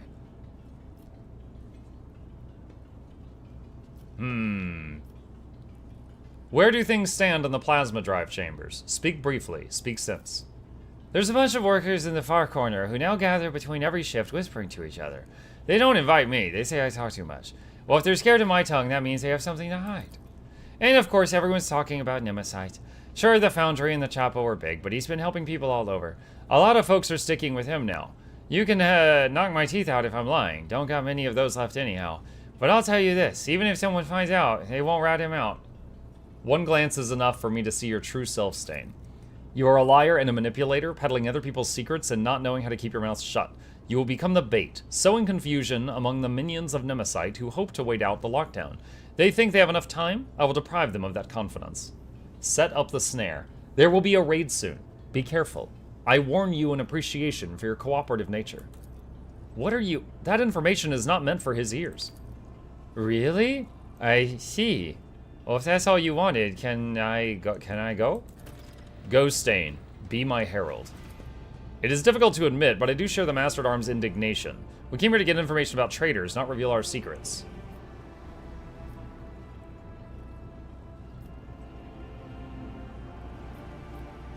When the renegades hear of the coming retribution, it will make them nervous, prone to mistakes, likely to give themselves away. But for them to take the bait, it must be compelling. Yes, I see. Okay. My Hey, Mucky visions Wucky. showed Hi, this Oscar. path, and many others. Alright, reactor attendants, servitors. I find it a nice touch that while playing Cabela, the other two's name changes to what she knows them as, because she doesn't bother to learn their names. Reactor attendant. Already talked to him. Okay.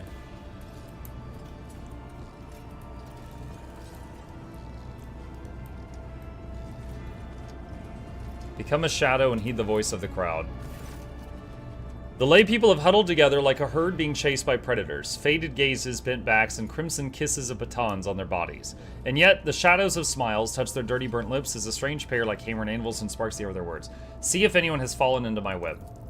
Did you hear what happened? Nemesis didn't stop at that foundry business. He's been roaming the upper decks too. They say he went to the vessel's shrine and shot some nobles. And then he fled down into the chambers, so now a punitive squad is on its way. Prepare your backs, this is going to hurt. The frightened herd sways, humming with whispers. In their eyes, the fires of anxiety flicker. Careless, suggestible people. I will come back later. Not all the snares have been set.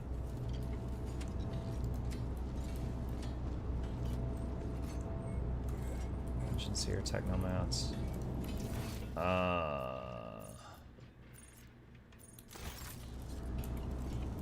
Death walks with me. Listen, boy, do I have a story to tell.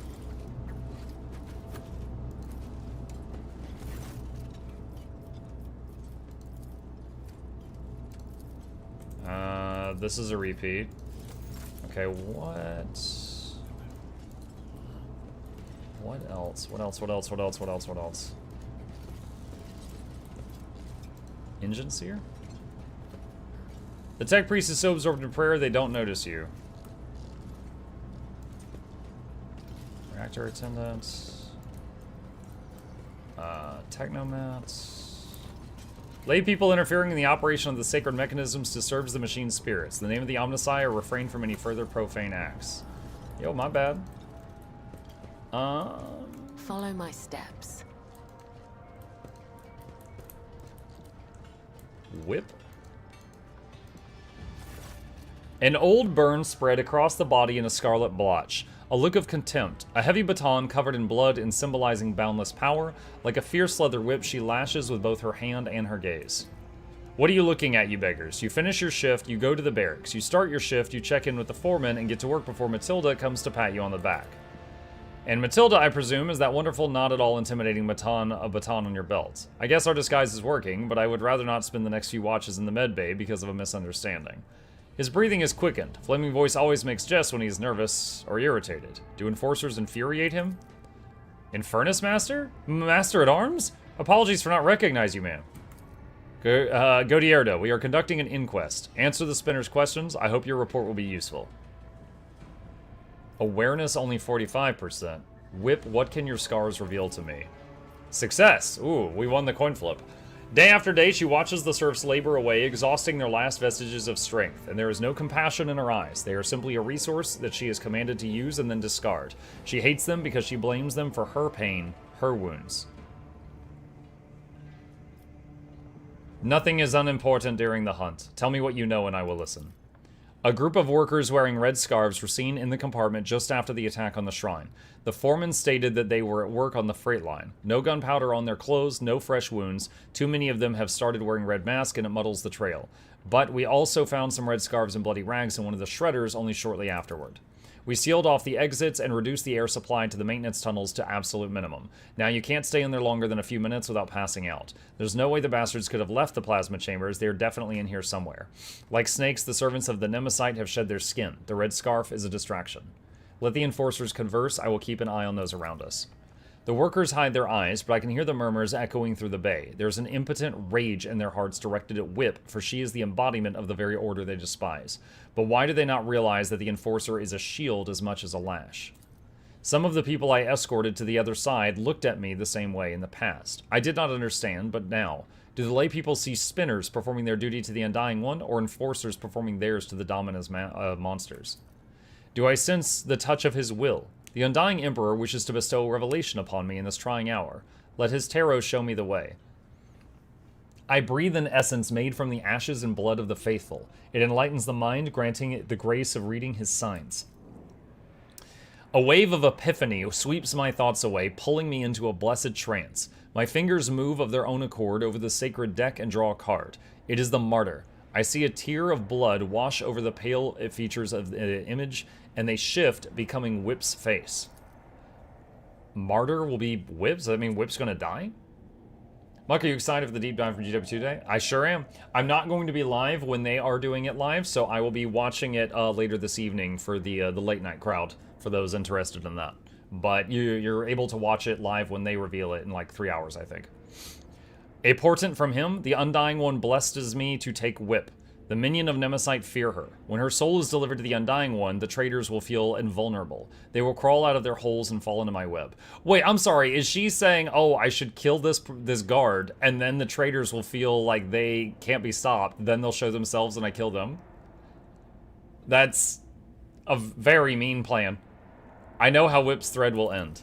I cannot sever Whip's thread with a blade, for the serfs would recognize me as one of the spinners and lose all courage. But the spark of the machine spirits in the plasma drive chamber has already claimed the lives of many. I will use this, and thus the web will be spun. End dialogue. Wait, are we gonna do anything, or is she just going to, like, kill herself by accident and we're not gonna stop it? Another step, another thread. The latter is slightly less horrifying. So kind of hoping for that. A reservoir of technical fluid. If it leaks, the power of the conductive charge will spread imperceptibly across the floor. Oh my god. A cable thrumming with the power of the conductive charge. A single swing of the blade will send the Enforcer's soul to the Undying One. Oh my god. Ah! I mean, that only did 1 damage. I don't think that's going to kill us.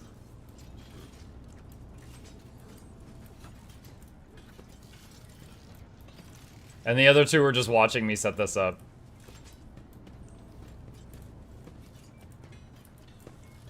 No sleep, no rest. Only duty, only death.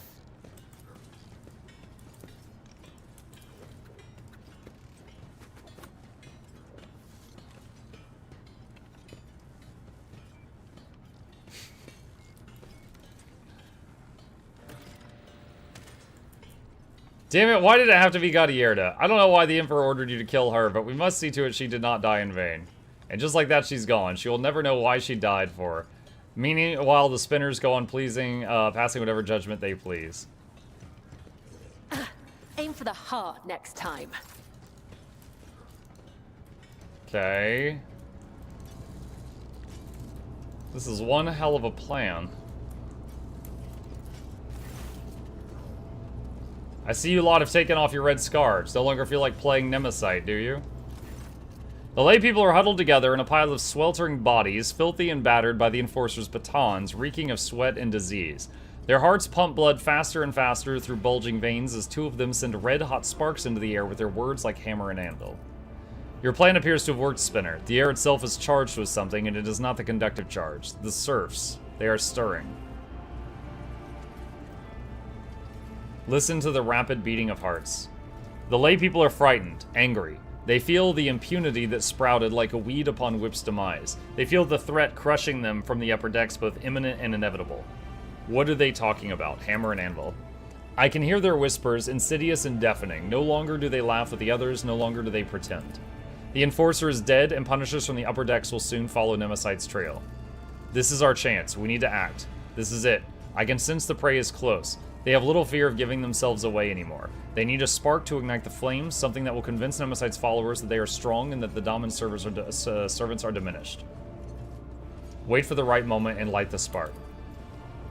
Then tell us how it is. Tell us this is how it's meant to be. Just because they were born in the upper decks and we down below in the darkness, is it really the God Emperor's will that they grow fat on the fruits of our labors, revel in luxury while we die without water or medicine? Hammer's voice rumbles and the lay people listen. Their hands clench into fists. No matter how hard you work, they will wring out everything out of you and give you nothing. Who's allowed this to happen? The rogue traitor, his name be damned? A Grox on the throne? A tyrant throwing our bones into the furnace of his protectorate? Shut your foul mouth, void dog. Flaming voice? No, it is too soon. I understand your anger, but you must temper it. What did you say about the Lord Captain? The one who gives you work, food, and shelter? You insolent deadbeats. I could see why you've gathered here, and I will not let you start another rebellion. Why are you reaching for your Voxcaster? If you do not disperse, I will give the order to vent the plasma chambers. You have 5 seconds. 4. The tyrant's lackey! If you do this, you'll die with us, you madmen. To protect the Lord Captain and the crew? I see you've never met an Infernus before. Their faces are twisted with fear. Will they retreat? Will they flee? Will the hunt be thwarted? No! Is she gonna kill him? A small throwing blade flies out of my palm and draws a scarlet line across Anvil's neck. If I'd wished it, she would be dead, but she continues to breathe and to bleed, and to scream furiously she looks for me. The rogue trader's assassins are here! Look! They wanted to kill me! Find the assassins! The spark is lit. That's a lot of people.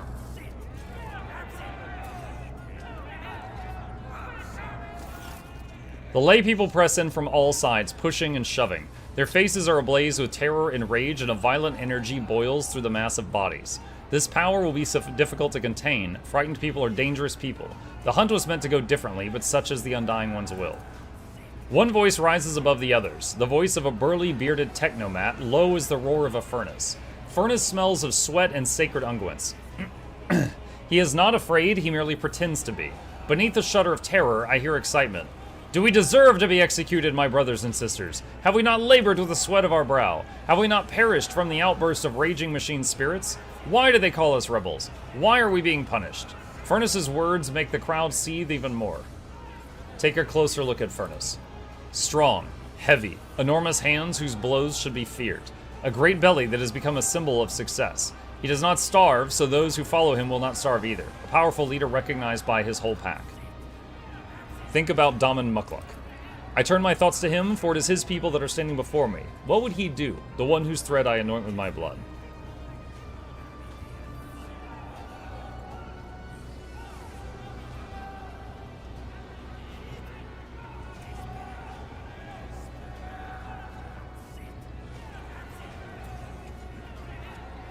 Already you are rioters in everything but name, and then you ask why you have been shown no trust. My words frighten them, wound them, because they are just, and that makes their anger swell all the more. Why are you surprised? Have the officers ever treated us otherwise? A new voice, sandpaper rough, tears through the rumbling of the crowd. Its owner is ragged and filthy, and a feverish gleam burns in his eyes. His words inflame the people's mind like rot feasting upon a wound. Rot cries out mockingly. That's because you're afraid of them, but they're not afraid of you. They have the almighty baton, all you have is the source of the power that feeds the whole ship. Why shouldn't they take you for granted? It serves you right, you cowards. His ugly shriek spills like venom upon the sweating faces as they slowly draw closer and closer. Sense the smell hanging over the crowd. I take a deep breath and something stupefying, noxious, and luscious disturbs my senses. This is no ordinary odor, but something subtle and foul. It carries the same stench as rot. Nurgle blessing? Skinny and scrawny, Rot leers at me with gaping mouth. He is a nobody who has nothing. His body has wasted away from disease. His hands are 5 fingers short. His fate is sealed, and that makes him convincing. Everyone knows he has nothing to gain for himself, and thus no reason to lie. His poverty is his armor. Turn my thoughts to Daman. I address the one who commands these people and who possesses the authority to execute and pardon. Am I to hear his thoughts?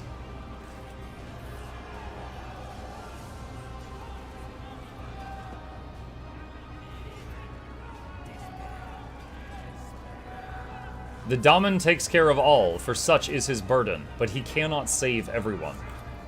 He only cares about his flunkies. The bile spraying from Rot's mouth sizzles in the worker's mind like acid. It is burning them through. We will not commit rebellion, but we will not allow ourselves to be slaughtered by villains either. The law and the Emperor are on our side. A young woman steps forth, slender and supple like a rapier. If they want to crush us with the fear of death, let them kill us. It will only prove our righteousness. The ringing call is a command, pressing itself into their hearts. The foul stench of sacrilege almost knocks me off my feet. Lore warp, sense for the fetid stench of blasphemy. Success, that tantalizing elusive scent of rage. It is more than a stench, it is a tool. The weapon of the despicable trio, which they use to gain the influence the minds of the laity, invisibly intoxicating their minds. The crowd reeks of flowering treason. I delve down into the root and realize what it is that rejects his will so. His sacred privilege is being attacked. He alone chooses who may journey to him, but these three, instigators, they are determined to make this decision for themselves, dragging the souls of all around into the fires of violence with them. They are impudent upstarts who have put themselves above him, and above me, the second spinner of the blood-spun web, his chosen servant. The realization of such audacity burns my very soul. Freedom, I think it's in 3 hours. Look Rapier in the eye. She is fragile, but there is a strength in her, an authority taken for granted and understood by everyone. She is clearly ready to command, with legions willing to die for such maidens, beautiful and resolute as they are. She carries no banner in her hand, for she herself is the banner. Appeal to the Daman. But the noise around me drowns out my own thoughts and stops me from focusing on his image. Thanks, Mok. Sure.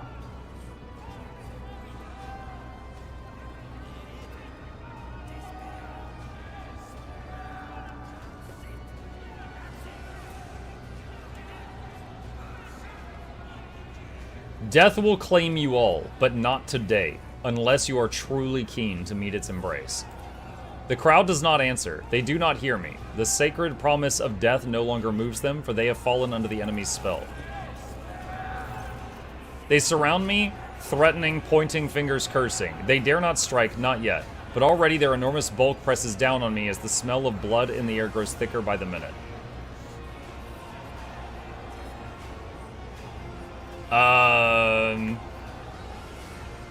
If I click this, she kills everyone. I hate to Manson.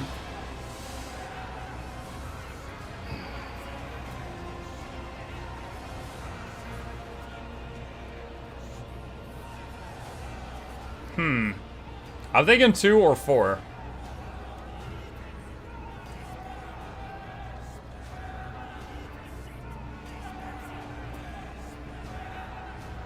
Let's wait a bit longer, see what happens. Stand firm and do not resist.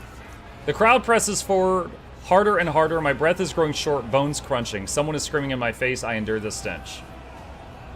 Lose myself in the dance of blood. I can bear it no longer. The blades in my hands sing, my blood streaks across astonished faces. I am done speaking and exhorting. I merely dance on the thread that I have spun. I bestow death and blessed wounds. I catch a glimpse of Rapier's cloven face and Furnace's open belly. Rot's severed hand falls at my feet and its owner flees howling. I dance and breathe so freely.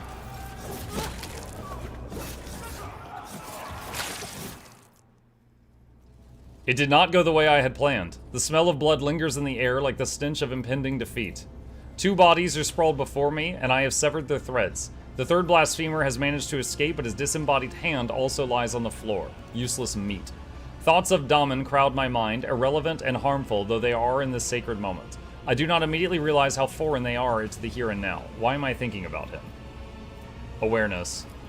Success, 45%. Very little. The faint traces of the vile mutations that twist their bodies, the foul stench of corruption emanating from their meat, the deformed, strangely colored brains and their crushed skulls that spawned the heresy of sedition. What will the appearance of the survivors tell me? They huddle in the corners, ashamed of their own subservience. They try to convince themselves that the blood they so foolishly spilt would absolve them, but they know it is not enough. Our flaming voice and steel mistress still alive. Their threads have not yet been cut. I realize with astonishment that they are standing close to me. Flaming Voice is furiously reproaching all those who had only recently joined the revolt, while Steel Mistress booms like a siren, shaking her maul and threatening punishment. They are useless to the hunt now. It is time for the next step. A thrill runs through the strands of my consciousness. Is this Daman? Can I truly feel him again, or am I imagining it? I need to concentrate. I gaze at the puddles of blood and the patterns they form. I see a labyrinth. The Undying One has given me a sign. My hand finds the sealed case in which his tarot cards reside. It is the time for a divination in the blood of the dead. It will reveal to me their name of their unholy master. Thoughts of Daman creep up from the shadows and leap at my focused mind like a predator. They claw at it, robbing me of my concentration. Why? I must not think about him. I must not wish for him to be near me right now.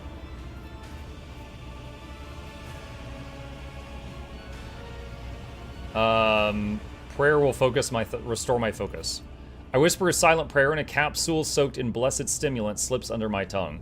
That's not a prayer, that's drugs. Sundays are crazy at her church.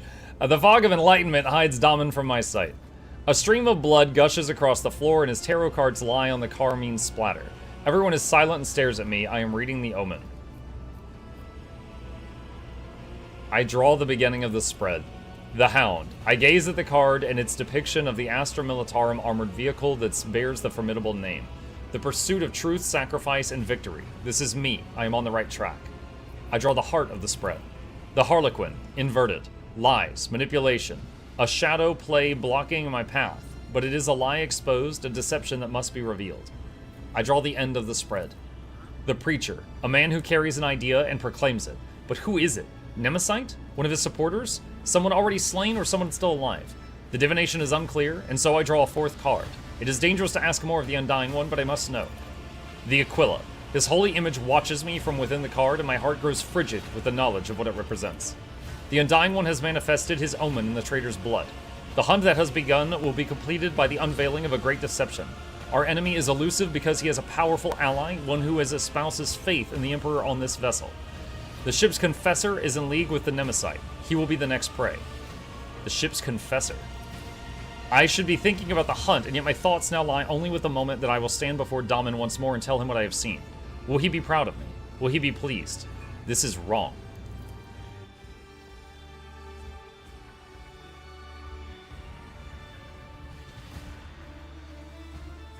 I'm actually curious if there was another way through what we just did that didn't result in her attacking people.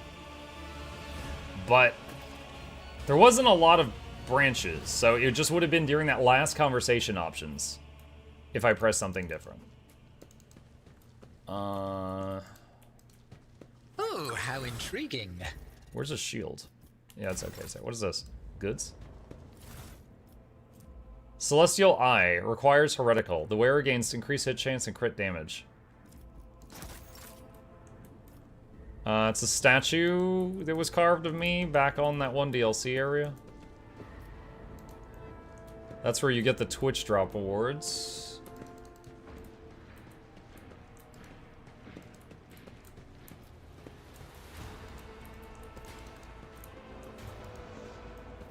Wait, what is this? Master of Ablutions. What is this? Would you like to take a bath, your lordship? The water's calming murmurs, and the warm steam feel inexplicably deceptive. A moment of weakness and rest promises nothing but danger. Perform my ablutions. Last time we got in here, a bunch of blood came out of the faucets. Dude, who are all these guys? There's someone here painting me. One guy's got like a freaking roast chicken. Dude, I didn't know bath time came with so much hired help. The soothing water caresses your senses, and your grateful muscles welcome the chance to rest. A pleasant languor spreads through your body as you allow yourself a moment of quiet relaxation.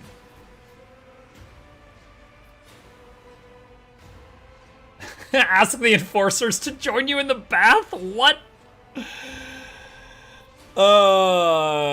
Relax and close my eyes. The tension slowly retreats as you bring yourself to complete stillness. Joint by joint, muscle by muscle, pore by pore. Before long, you've surrendered the bastion of your body to the bliss of oblivion.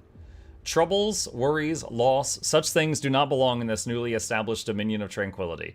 There are only the infinite waters of weightlessness, in which, stripped of all things superficial, the mind of Mukluk von Valancius drifts in silent bliss. It is a conscious mind. What fills this consciousness? Dogmatic. Thoughts of his monumental duty to the Emperor. Such duty can only be fulfilled through service and death, for such is the price of humanity's victory in this everlasting war. The sacrifice of the many paves the way to a triumphant future for the Titan that is the protector of the Imperium. It is a heavy burden to be the ground beneath his feet, but it is glorious to serve such a righteous purpose in unity. Let's see. Probably Ambul's steak, to be honest, might be Grox. Did you ever see the Eddie Murphy movie Coming to America? I mean, maybe a long time ago. I don't recall it. The moment of serenity soon fades. The body reclaims the mind, binding it once more to the familiar shell of flesh, sinew, and bone. Finish your ablutions. You feel revitalized. This was truly an experience worthy of a rogue trader. Okay. Did I eat the whole steak too?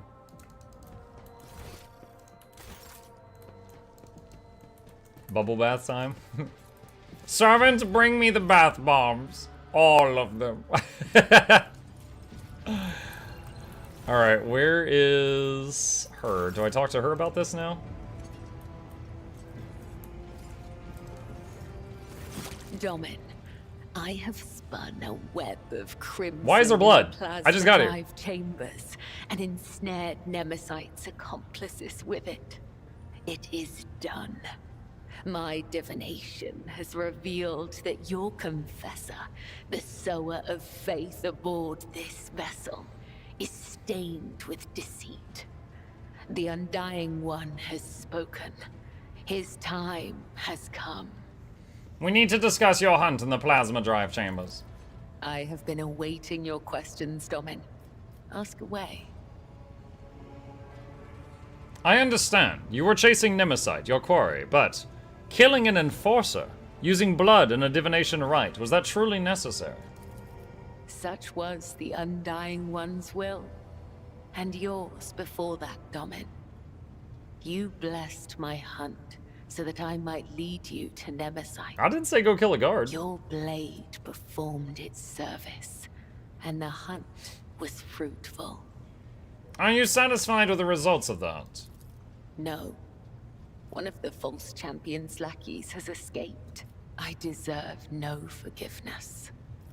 It felt like I was with you somehow. Is that even possible? Perhaps what you saw was induced by the ritual essence. Perhaps it was the Undying One's will that made you see. I too sensed a thread between us. Indeed, there were times when I could almost sense you with me. It was a comforting feeling. You're welcome. Click these links. I've heard enough. Cabela stares at you intently, perhaps too intently. She says nothing. May the undone. Okay. So, how... Let's see, what do we do now? Go to the shrine of the Von Valancius Void Ship. Okay. Oh boy, here we go killing again. Gotta go find the Confessor.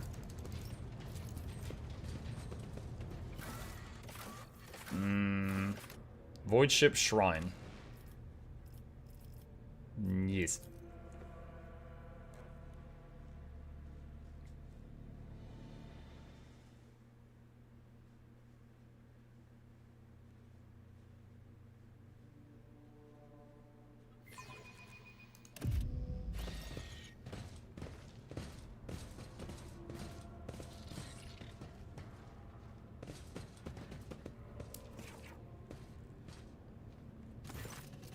Cabela extends a finger topped with a metal claw toward Confessor Adalbert. The divination has revealed that you stand beside the enemy Nemesite. Speak only the truth before the Daemon and the Undying One. Adalbert meets Cabela's words calmly with almost majestic resignation. A defender of the people and a tyrant's minion are two faithful servants of opposing ideas, two souls that have rejected everything else for the sake of duty. I now truly see that your collision with him was inevitable. Adalbert shifts his gaze to you and lets out a mournful sigh. I was warned about your visit, Mukluk, as well as its purpose. Who alerted you to my visit? My son, the protector of those whose blood you feed upon, whose hard work has paid for your content life on the upper decks of this ship. I demand an explanation, Confessor, this instant. Your pet tormentor who extols death is right. I know Nemesite and I assist him. Just like him, I am your enemy. Adalbert raises his voice, and in the soft tenor, you hear notes of accusation as deep as rolling thunder. And I am also the enemy of your cruel regime, where life is dirt under the Enforcer's feet, where a man has nothing to eat, writhes in fear, and knows no hope. Sarbat clenches her fists until her knuckles crunch. You treasonous impostor! To think that I listened to your sermons and was anointed by your hand. You will choke on your words along with the teeth I am about to knock out. Adalbert dignifies her with neither a word nor a glance.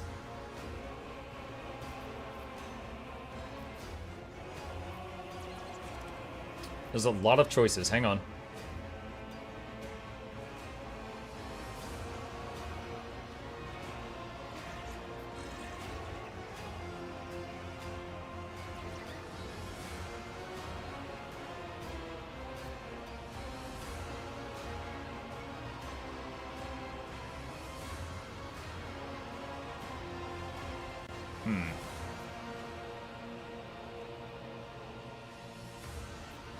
And you were so good at moaning about the servants he killed.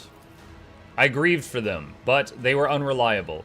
They could have compromised us. They had to die, but the fault for their death lies with you and your enforcer dogs, for fear of whom we were forced to hide.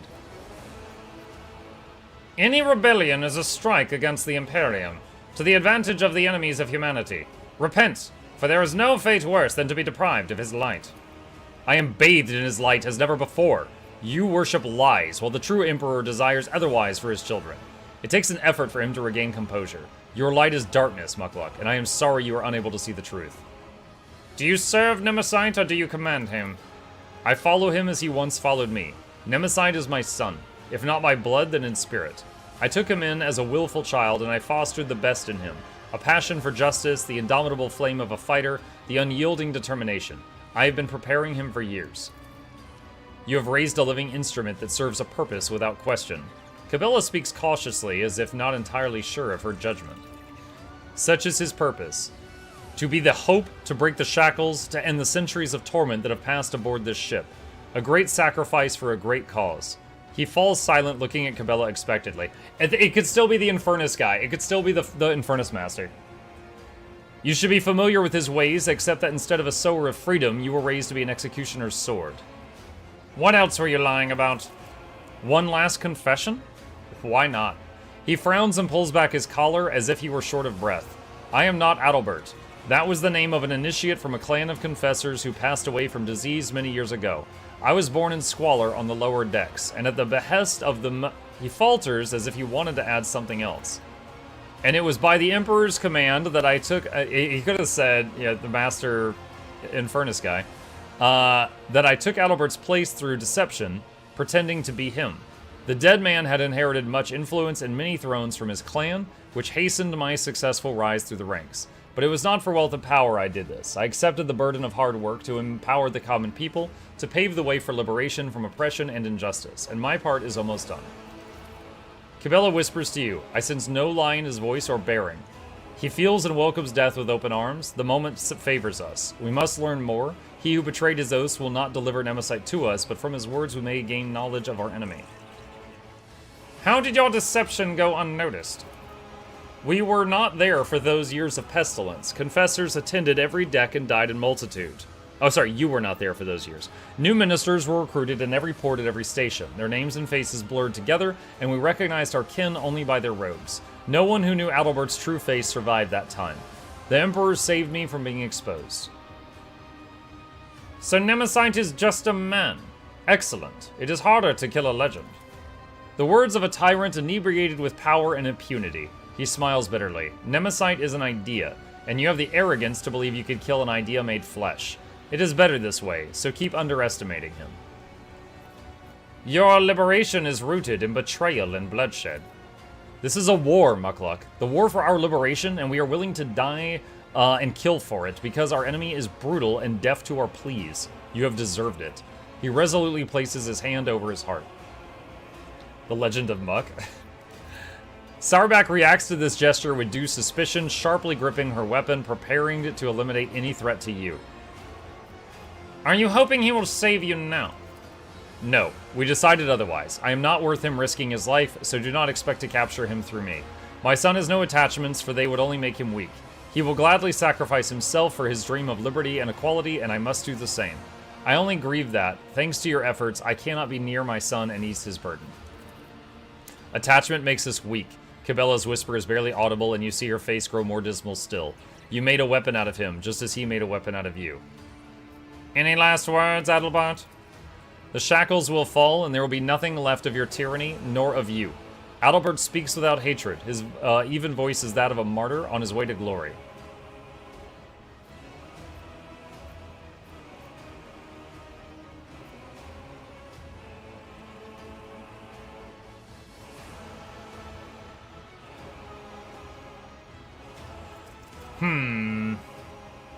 So, kill him, kill him, kill him. Keep him a prisoner. Cabela, do what you want to do, which means she'll probably kill him. Those are the options.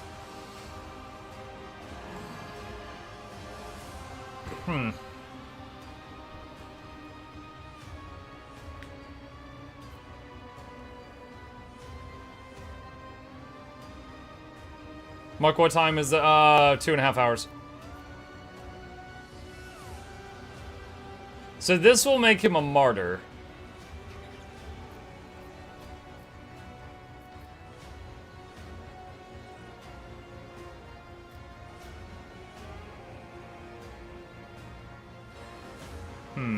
Might be easier to put a timer on the screen. People don't read it. I could have it on the screen in the stream title and pinned at the top of the chat. I'll still get asked.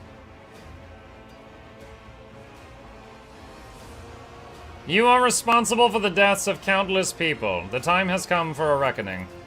You seem to have mistaken my humility in the face of death for submission. Adalbert smiles weakly. It is not for you to decide my fate. I will make the choice myself. I surrender my life in the fight for our future. I will die, but I will take you with me.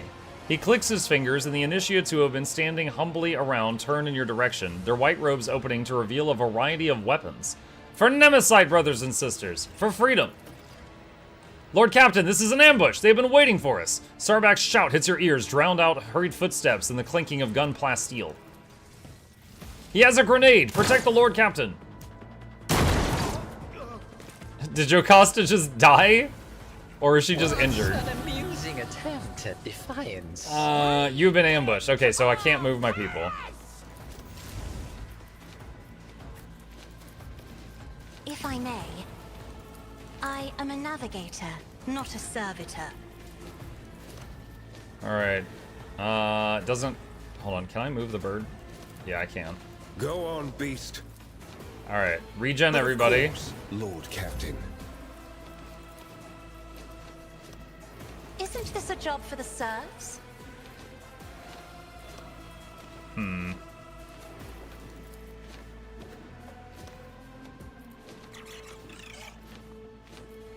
Me, if you insist, Lord Captain.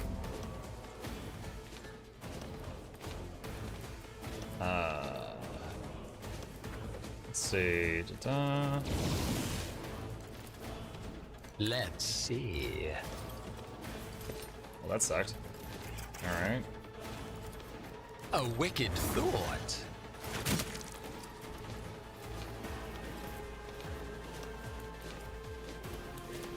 Schemes. Alright, it's not those two. A wicked thought. 99. A genius at work.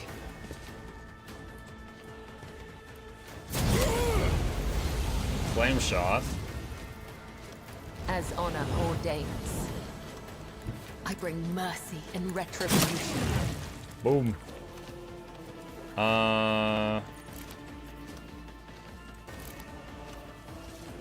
Can't do that this turn. Okay. Alright. Slash, slash, slash. I shall not fail.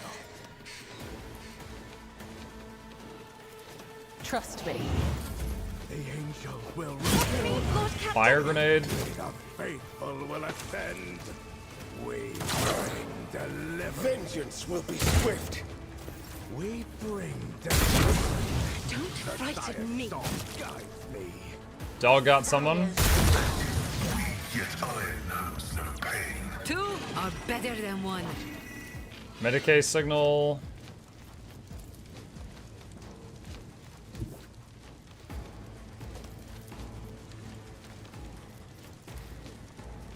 Wait, what? Where's the skulls? Oh, they're like webbed. Okay, I can't move them right now. Alright. That's what it is. The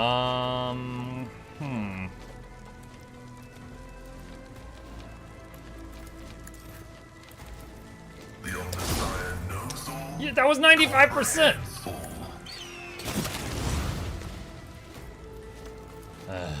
Setting target parameters for tech familiar unit. Try to die with Pop. grace, at least. Isn't this a job for the serfs?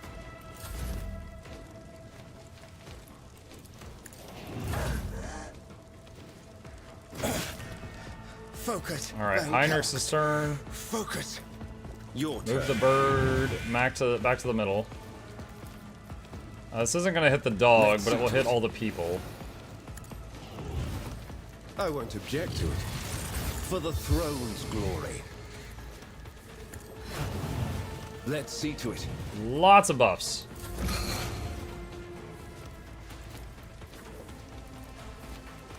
Running. Alright, he's down.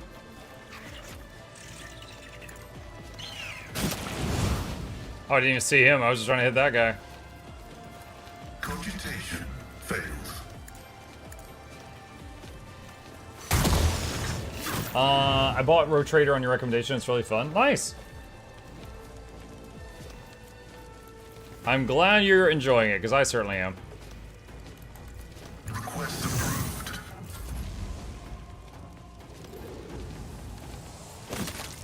Dog takes out another one.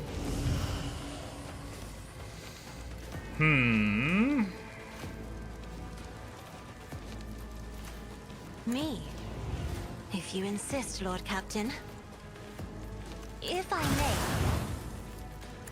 How dare you! I am a navigator, not a servitor. Tech familiar activated. Okay.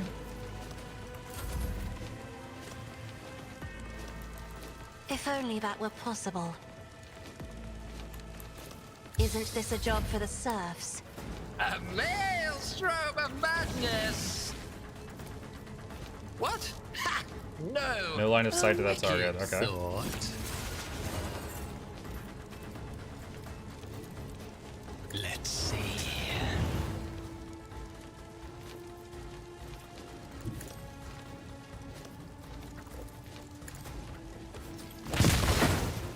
Promethium leak? Oh, that guy, like, had a gas tank on him or something and just died when he... Or he exploded when he died. What if...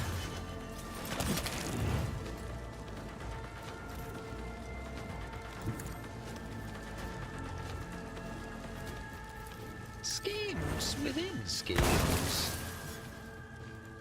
I'm gonna check something on him right now. 105 wounds. He's got 4 stacks of that right now. Okay. Alright. Whoa, lag spike, hello. Alright. Cabela. Who's left? Someone there. A dance of blades and shadows. The shadows will Buff, see buff, it buff. done. As honor. Splat. I like how we're all still standing in the fire grenade.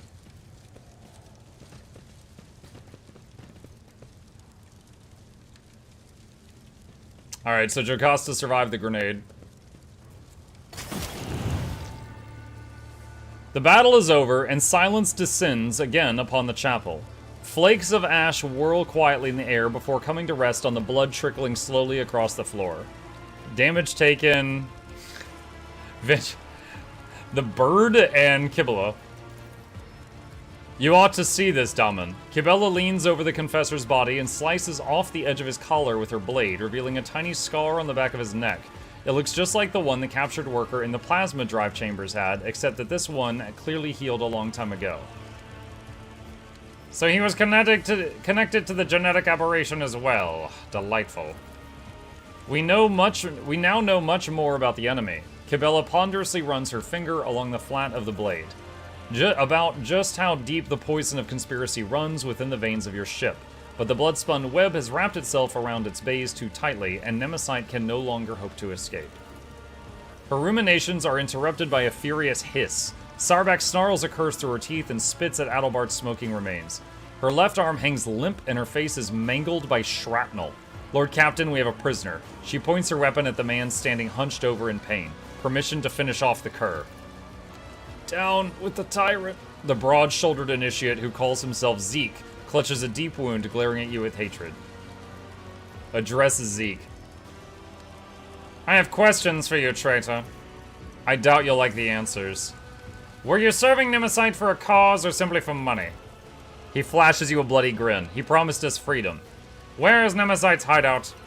Even the Confessor didn't know where it is. He was afraid of spies, of giving his son's secrets away under torture. You see, you can't get to our champion.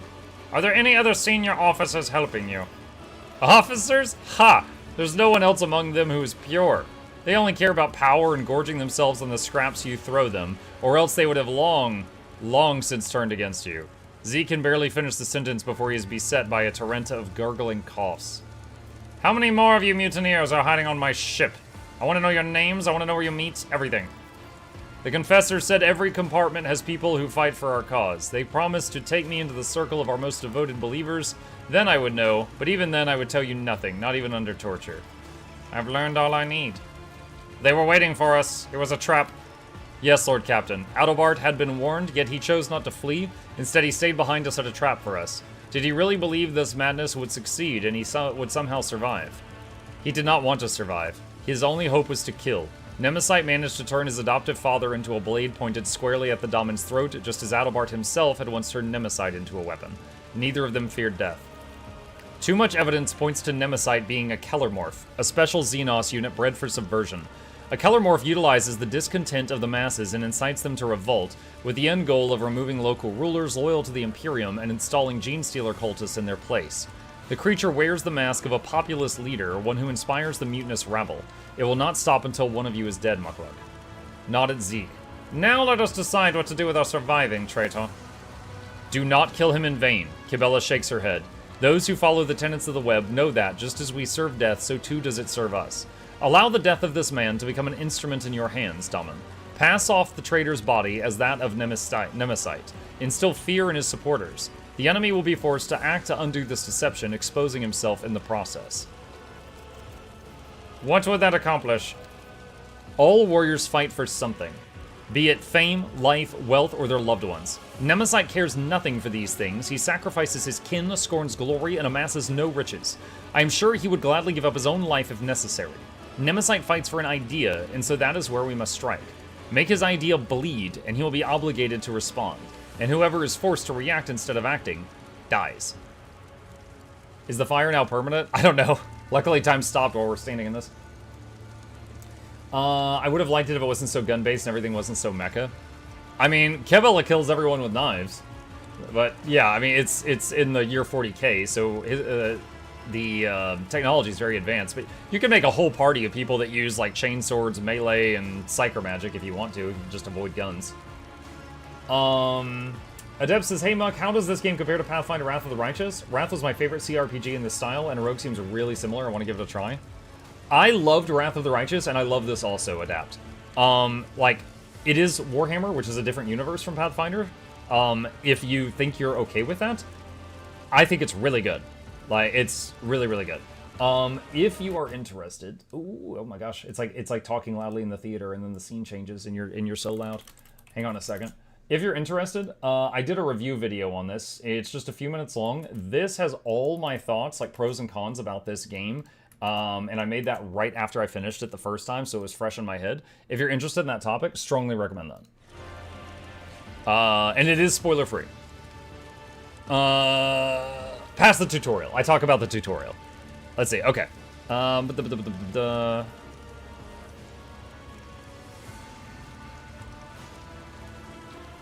We will do as Cabela proposes. We will make certain that the lower deckers believe their hero to be dead. We will leave the body to hang for a good long while, that the hopes of the mutineers may rot along with the corpse. She walks into the fire to hit him with her baton some more. She never makes the first hit lethal, because she always wants to bonk some more. That is one traitor dealt with, Lord Captain, but how many more have been poisoned by the false confessor's heresy? A new spiritual shepherd must be appointed quickly to banish any mutinous thoughts sown by the traitor from the minds of the crew and to strengthen their faith and obedience. Without the ship's confessor, the rabble will begin to whisper that the Emperor has forsaken us, and such doubts will only play into the rebels' hands.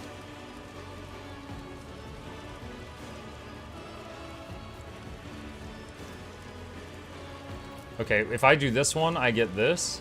Attack craft and torpedoes gain 2 movement points. That's pretty awesome. If I get that, the ship gains blessed shields, increasing shields by 10%. If I click this, I gain plus 50% crit chance for the flagship.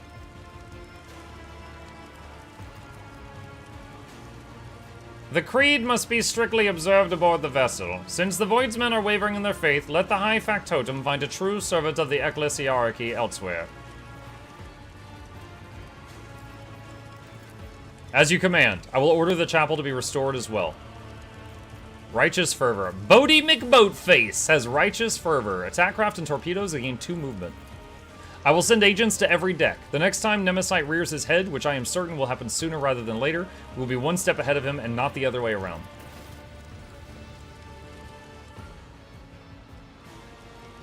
Sarbak staggers away and your gaze turns to the motionless Cabela, staring at her own reflection within a pool of blood. Is something wrong? I am thinking about Nemesis, my adversary. The more I learn about him, the more I see a vague reflection of myself. A twisted reflection, perhaps, but all too familiar. Like me, he was forced to tread the path of servitude from an early age, stripped of anything that might stand in the way of duty, a champion and a zealot left with nothing but an idea, forged and tempered by his mentor.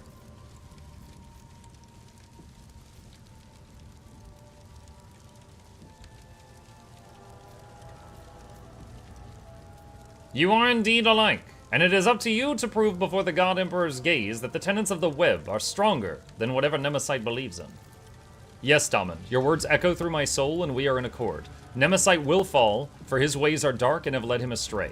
She trails a metal claw across her lips, sealing her promise with blood. She looks away, but then turns back to you as if remembering something. Daman, our conversation is not yet over. Please stay with me for a few moments. There is something I have to ask. Sure, but can we move out of the fire? Kibella makes a ritual gesture, but you notice her fingers tremble. Daman, you need to know about what happened. You and no one else. During the divination that revealed Adelbart's betrayal to me, my trance was interrupted. Instead of converging on a single point, my thoughts were thrown off the intended path, and I lost my thread. She looks up at you with distress in her eyes. What distracted me were thoughts of you.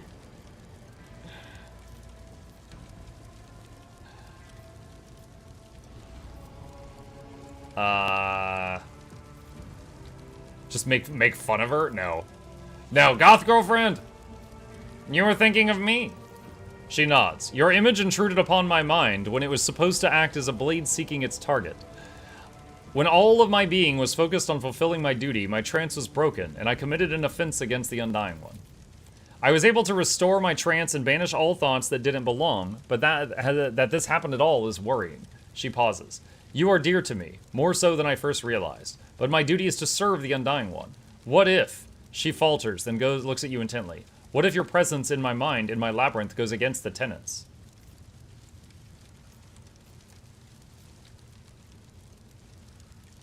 Thinking about someone you hold dear is perfectly normal. You don't understand. It may be normal for lay people. I'm a lay person, but not within the blood-spun web. Not for me. If I lose control of what makes me a faultless weapon, then what will be left of me? Daman, our fates are connected. We walk the same labyrinth. Tell me, what would you do if your mind worries were to dull your resolve and mar your spirit? If your mind's worries were to dull your resolve and mar your spirit.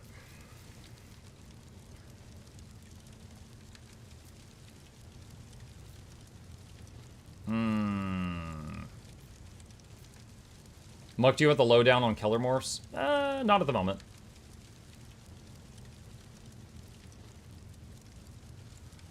I would accept that the appearance of someone important in my life was bound to throw things into a bit of disarray. She lets out a quiet laugh. Your life is in enough disarray as it is. Still, your ability to exist in pandemonium without losing sight of your goal deserves some praise. She gives you a look of a painful doubt and tenderness. Enough. Let us go back. Before she turns to leave, her fingers wrap around your hand and squeeze it passionately. Oh! These ruby flashes are choking. Oh my gosh, chat. Hand-holding. We'll see. Degeneracy in the blood-spun web. They all Oh, will wait, no. see. What was that? What is this thing? Power Pick. This weapon has an extra attack action, which increases armor pin of all subsequent attacks made against the same target by 10 for 1 round. Stacks. Heavy Rock Saw. Each attack with a Rock Saw performs several strikes. If the first strike hits the target, all subsequent strikes automatically hit. If the first strike is dodged or parried, all subsequent strikes are automatically dodged or parried. Just runs them with a chainsaw. Fire Retribution. Manufactured Sword.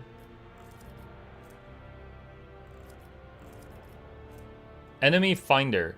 If the target of the wearer's ranged attack fails a toughness resistance test with a -10 penalty, the attack inflicts exhaustion on that target. The next successful hit against this character will score a critical hit. Watching the lady handle sacred technology breaks my heart. Figuratively speaking, my cardiovascular augmentation can withstand much more than high blood pressure. The Aquila Anima, a fragment of the Cathedral of Eternal Redemption brought from the Shrine World of Solus 6, now lost.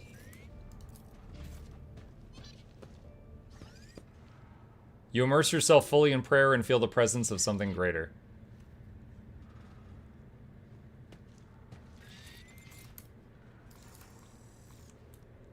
The reliquary has been ransacked and the sacred ashes of past rogue traders and their servants stolen.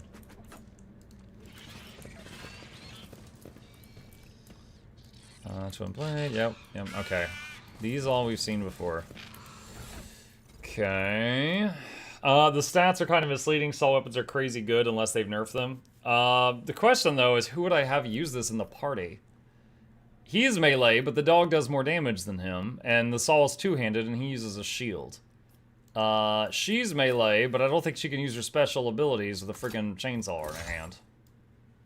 Although that... Imagine an assassin running at you with that.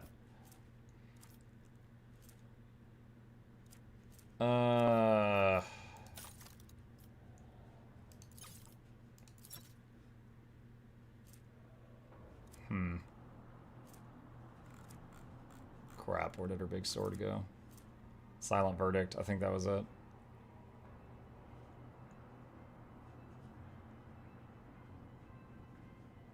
Yeah, it loses the parry bonus too. See if she can use the Fractal Blade. Fractal Blade? I found a really nice dagger earlier that increases in damage every time it lands a hit. But I don't think, I don't think she can use her special skills with daggers.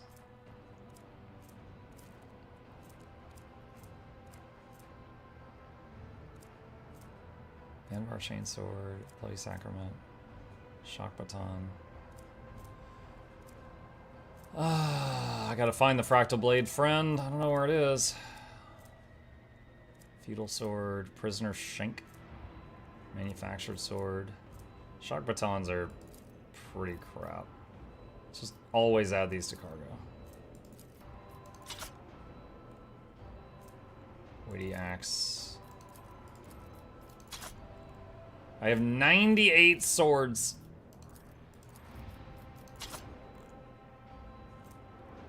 Chikari Glaive. Fractal Blade. There it is. No, it's an Eldari weapon. No good.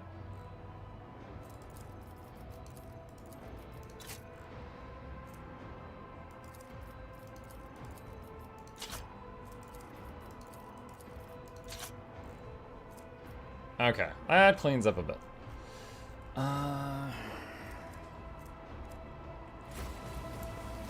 Alright. F5. Save that. And... one step at a time amidst the madness. Back to the bridge.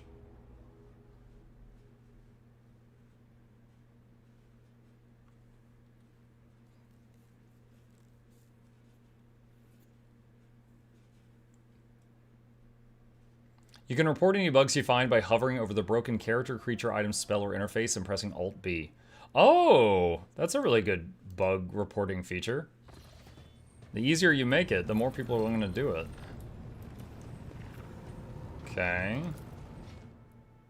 Alright, so now we go traveling again until they tell us that Nemesite strikes, I suppose. Alright.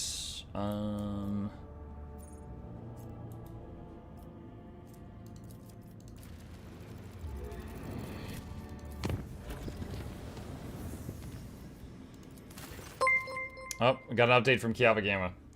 Noxxi_Grenrose raided my stream with 20 viewers. What? Noxxi, you got the order backwards. I'm supposed to raid you.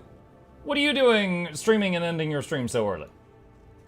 Thank you for the raid. I appreciate you. We're playing Warhammer 40k Rogue Trader right now. High Factotum Janris says, I bring woeful news, Lord Captain. Prelate Hectarchius of the Order of the Hammer has passed away. Oh no. Immediately after the launch of the Orbital Vox Spire, he entered the halls of recording, and having sat on the command throne was granted a vision. For over 3 days, Prelate Hectarius preached about Saint Cognatius being reincarnated in a body made from the saint's own holy relics. The spiritual feat depleted Prelate Hectarius' strength, and he peacefully departed for the Emperor's throne shortly after the sermon's conclusion. I had a rough bad night. Can't go on and passing out, need a break. Oh shoot, yeah, if you need some rest, get some rest. Thank you for the raid, I appreciate that. The Order's elders believe this to be a sign that St. Cognatius' relics, currently stored on planets throughout the expanse, must be brought together. The Order is preparing for the election of a new prelate, under whose guidance it will be to undertake this holy mission. The majority of the votes are divided between Prioress Lugnalia, well known for her fervor, and merciful Cellarer Tychon, the minority of the Order who sees the Oikonomos Enigmas and humble a reasonable man as their prelate. Does Prelate Hectarius' death not strike you as odd? I'm afraid it does not. The esteemed Hectarius began his service as a battle missionary and has long grown weary of the peaceful life befitting a man of his status. He yearned for a worthy spiritual feat, and when presented the chance to serve as a voice of the saint, he gave what little strength remained. When he died, he was exhausted but content. How does the Order intend to carry out St. Cognatius' mission? The Conclave aims to procure all the relics that once belonged to St. Cognatius, all that can possibly be procured. Given that the saint is a legendary figure, many items in the Cronus Expanse have an alleged connection to him. However, it seems unlikely that any of the relics' owners will be eager to part with them. The answer to the question of how the Order of the Hammer is going to retrieve them depends on the identity of the next prelate. I wish to know... wait, let's see, hold on. This gives profit factor. I wish to know more about the candidates. Prioress Lugnalia was converted by Hectarchius on one of the heathen worlds. She then served as his bodyguard for many years and eventually became the protector of the Order's reliquary and the leader of its military branch. As for Brother Tychon, he is an aristocrat by birth. He had an excellent education and could have lived in luxury had he not renounced secular life for the sake of ascetic vows. He is intelligent, thoughtful, well-read, and most importantly, genuinely merciful. Few things can be said about the Oikonomos Enigmas. He has never been famous for his prowess in battle or his sermons, but the monastery has never wanted for anything on his watch. He is a most reasonable and unobtrusive individual. I need an obedient prelate, one such as Brother Nigmus. I will inform the Conclave of your decision. The Order won't be able to ignore such compelling advice. Brother Nigmus has been chosen as the prelate of the Order of the Hammer. His careful policy is far more oriented towards satisfying the rogue trader than successfully collecting St. Cognatius' relics. Okay, and then we get to do an upgrade. What is this? Indulgences for sale. Selling the forgiveness of the ecclesiarchy can be... Selling the forgiveness of the church can be a source of revenue. What is this? So many treasures. Let's do indulgences for sale. Yeah, go pay your tithe and you can go to heaven. Start on that. Colony reward, 5 drugs. And I got another thing here. What is this? Cure for sloth. There's only one thing I can do here. Since the grimy masses are so lazy, a wise lord will add substances to their daily communion that will ensure obedience and diligence. Oh my god. Once purified and distilled, these truly miraculous plant-based chemicals will make a commoner forget their fatigue and their purposeless pastimes. Once their body is burnt out and withered, they will simply be replaced by a new worker.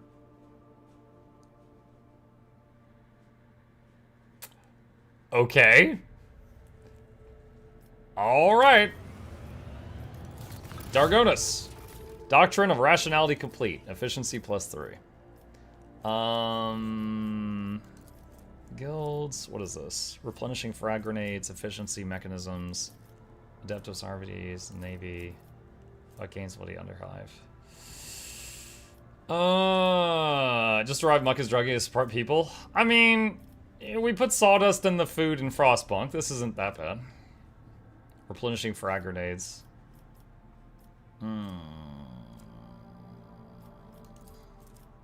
Need adamantine for that.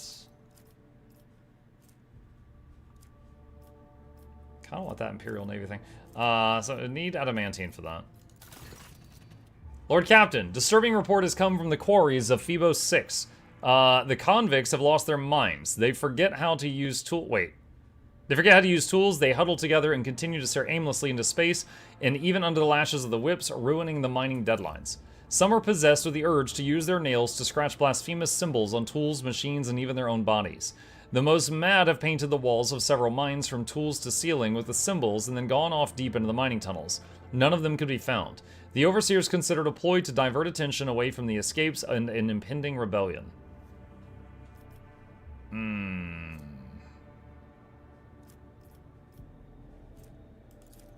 Expert cartographer.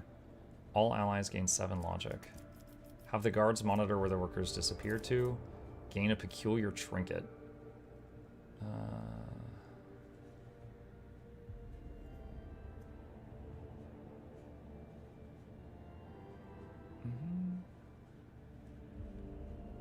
So this will get you back up if you go down and gives you regeneration.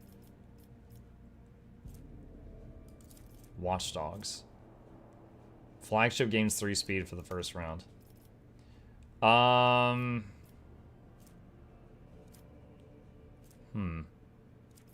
Have the guards monitor where the workers disappear to.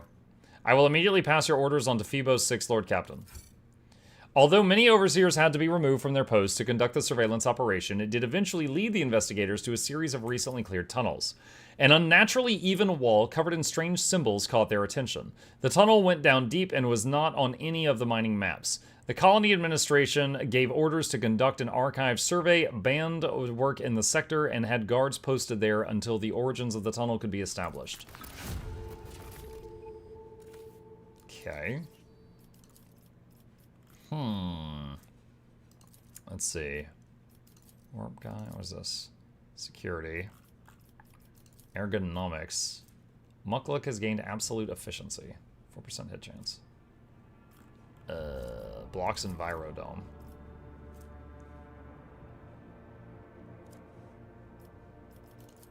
Warp Guides doesn't block anything. Let's do this. There's a rumor that there are several warp guides among the convicts, unsanctioned semblances of navigators. It may be worth it to hunt them down and press them into service. Alright, next one. Do we know when the devs stream? 2 hours. Lord Captain, the tech priests have made a sinister discovery on Kiava Gamma, a blasphemous machine built at the behest of the wicked cubist Delphim. This mechanism is capable of picking up the whispers of the warp. It also occasionally transmits a discordant binaric melody to nowhere in particular, but no encrypted data or other threats have been detected. It seems to be a functional side effect of sorts. Of course, the idea of using a machine instead of astropaths to contact the voices of the warp may seem tempting, but this machine is teeming with corruption. Its fuel tanks are satiated with the liquefied souls of your subjects. It has enough for now, but someday it will have to be refilled.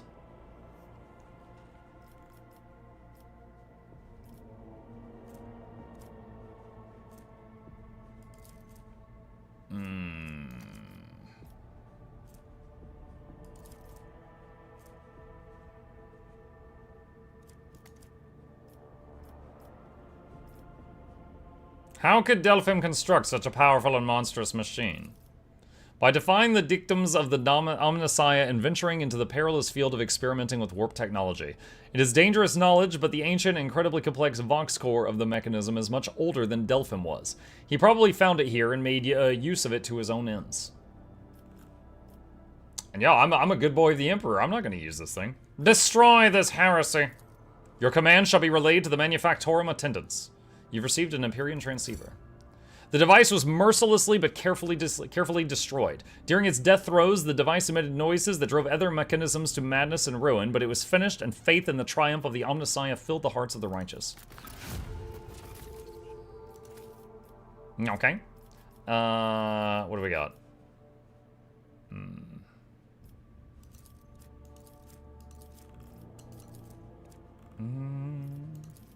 Mag trains. Ooh, profit factor. We need more of that. A planet's manufactorums are only as efficient as its logistical system. Lex mechanics predict a major growth in the world's overall manufacturing output if haulers and airships make way for powerful mag trains speeding along a web of long-distance railway. Are you telling me that trains increase logistics? Someone tell America! Alright. Upgrades, people. Alright, tap F5. Let's get a quick save in. Alright, what was this quest? Lay waste to Harryock's Rim Station. Oh, it's right there. Sure. Lord Captain, your plan was a success. Our provocation against Nemesis and the killing of the traitor Adalbert has brought out all the rest of them. My enforcers have captured a number of suspicious individuals and beaten the truth out of them. Are you sure they didn't just say stuff to stop you beating them? That scum Nemesis wishes to avenge his mentor's death and plans to raid the ceremony of the officer's anointment. Since the impious Adalbert has turned out to be an apostate, it is the new confessor's duty to ensure that the officers retake their oath to the God Emperor. Traditionally, the ceremony is attended by the officers' families, and it is they who are the target of the mutineer. He wishes to slaughter all of the ship's elite in one fell swoop. I've ordered a trap to be set for Nemesis. Would you like to be personally involved in the operation? What kind of trap? We will replace the civilians with enforcers and their relatives of the appropriate age, dress them in their formal clothes, and hide their weapons underneath. When Nemesis tries to strike, he will find only cruel disappointment for the last time in his worthless life. What if he just throws a grenade in the room? Wait, the appropriate age? Are there going to be elderly and youths present? It is necessary for the sake of secrecy. Let me assure you, all of my people will gladly risk their families for the good of the Von Valancius dynasty without fear or hesitation. She's like, some of my subordinates' families may die, but that is a risk I am willing to take. I will attend the ceremony. You hear a burst of interference followed by Cabela joining the channel. Damen, the whispers of death are uttering the name of Nemesis ever more loudly. I must meet the enemy face to face. Very well. We will capture him together. So be it. Cabela's voice is quiet, yet somehow even more grim and ominous than usual. Okay. When it comes to logistics, the peak of evolution is trains. Just like how the peak of our evolution is crab. Return to crab. It's always crab.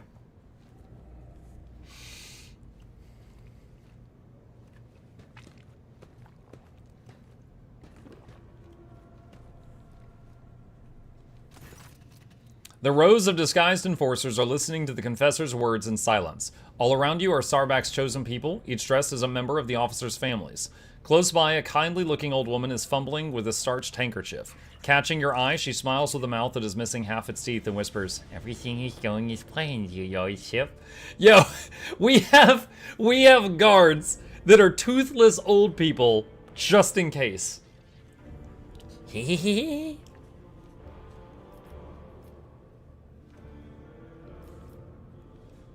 Look at the participants of the ceremony.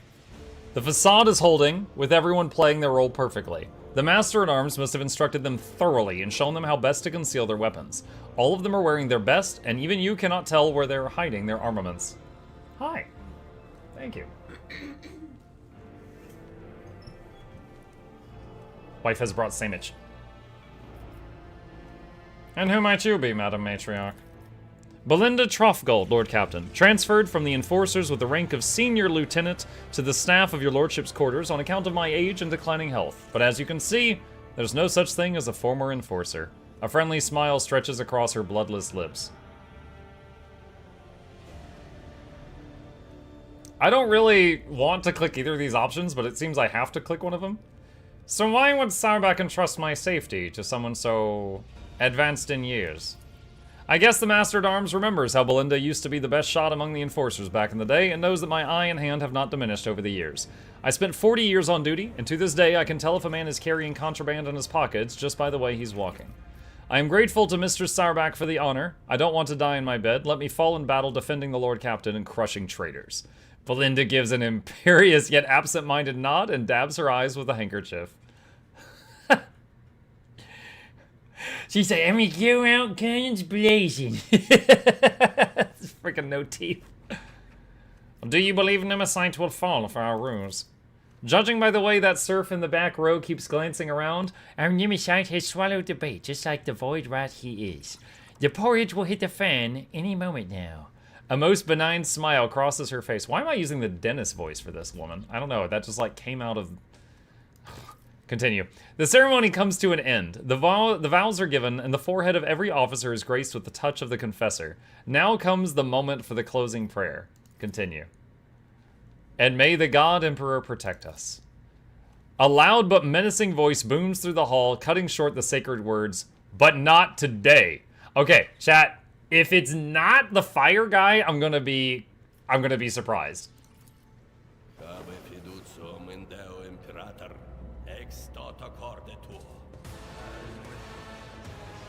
He has 3 freaking arms. You cannot stop the angels, faithful!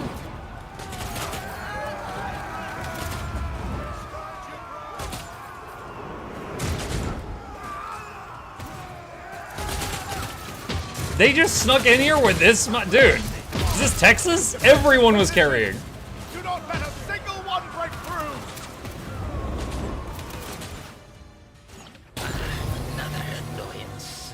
Defeat Nemesis and his followers.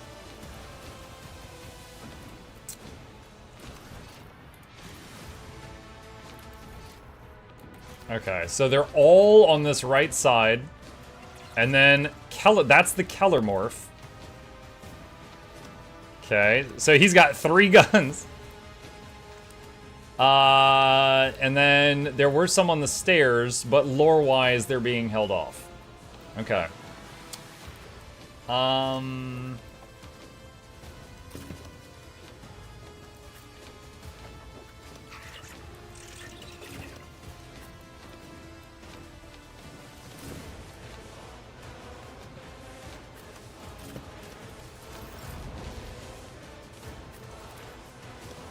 I'm not accustomed to being ordered around.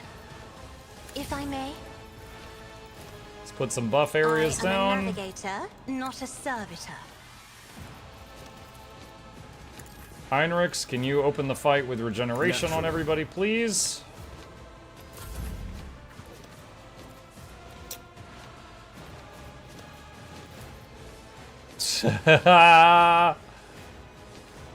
Oh, what an opener. Blarg! Oh, Heinrichs just goes second? That's so good. That means I can buff everyone before they scatter. I won't object to it. Iron Arm. Speed. Dodge, parry. We've already done regen. Resolve. Armor buff. We've actually got an extra one. Endure. This is just Dang! too much. Cass just took a nasty hit. Alright. One down. 3 down. Live bait on Muck.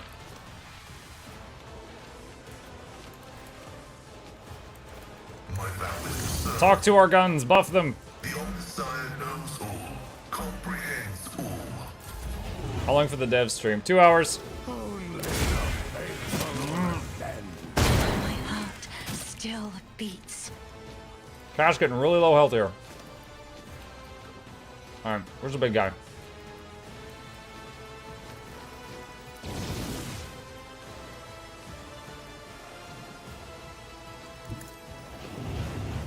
First, taunt the big guy. You're dealing with him.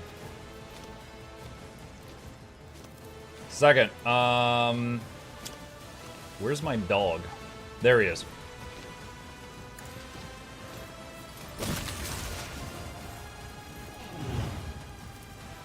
A genius at work. Why did the dog not attack there? Another stroke of genius. 2 dead. Whoa, whoa, whoa, whoa, whoa, whoa, what? Okay, he just got upset all of a sudden. Let's see. Okay, Protect's being weird. Protect, he's supposed to attack something next to me, but it's failed twice this turn. I don't know why. What if? 160, nice. This is just too much for me. Dude, Cass doesn't usually end up this low health. I will leave footprints of scarlet. I shall not fail, as honor ordains. The All the shadows buffs. will see it done. Come, the other side awaits. As the tenets demand. As honor ordains. Court killing brings me no pleasure. Alright, you... Medicae signal. There's a guy right there in Cass's face. Give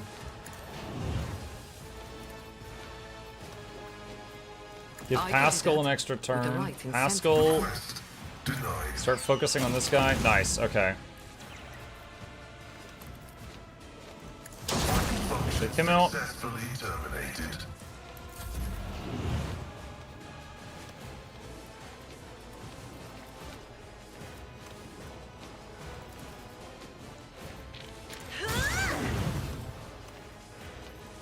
Isn't this a job for the serfs?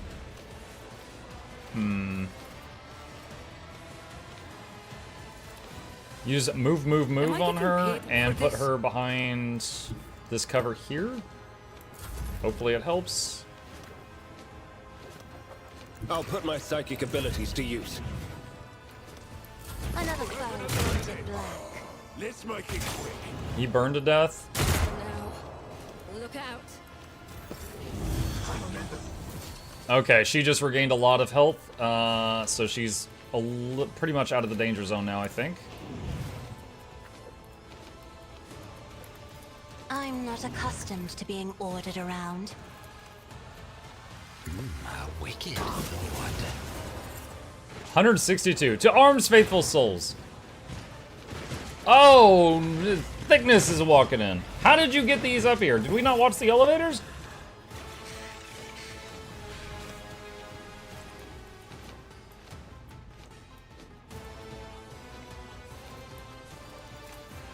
Let's see.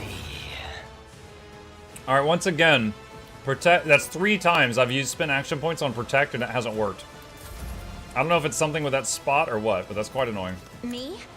If you insist, Lord Captain.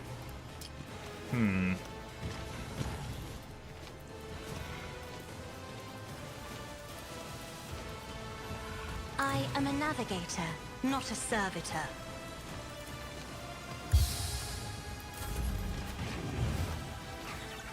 Okay, I AoE won't heal. object to it.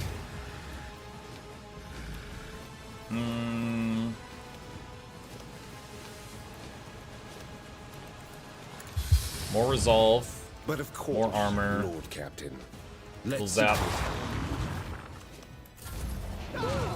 Strike me again and see what happens. never ends. I won't go down easy. Moving out.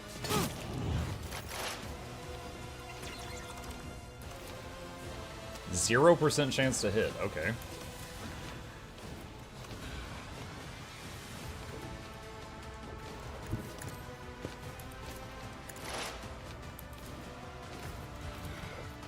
Running binary override. Abide in the host of blessed creations of the Omnissiah. 2 hours, 6 hours, 2 stream? Yeah. Fairslaw says it's made by Alcat as well, so it's pretty similar, with the obvious differences its mechanics is a different game system, and that it carries the spirit of an Alcat game. Yes. Dude, I think Alcat's working on 2 more games right now, and I'm honestly, like, as a like customer talking about a company, I'm so happy with, like, how they've done. It's like, kind of like, I grew up with Blizzard games, and now Blizzard is kind of a joke, but it's like, as a kid, Blizzard was like, oh man, if they're making it, it's gonna be good, you know? And I feel like that with Alcat right now. And, Larian.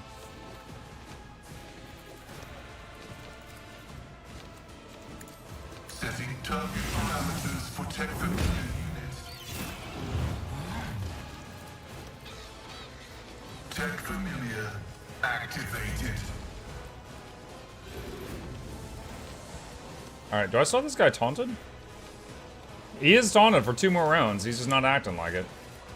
Schemes within schemes.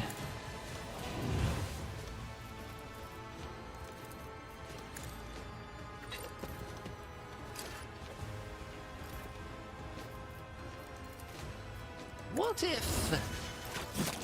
There we go.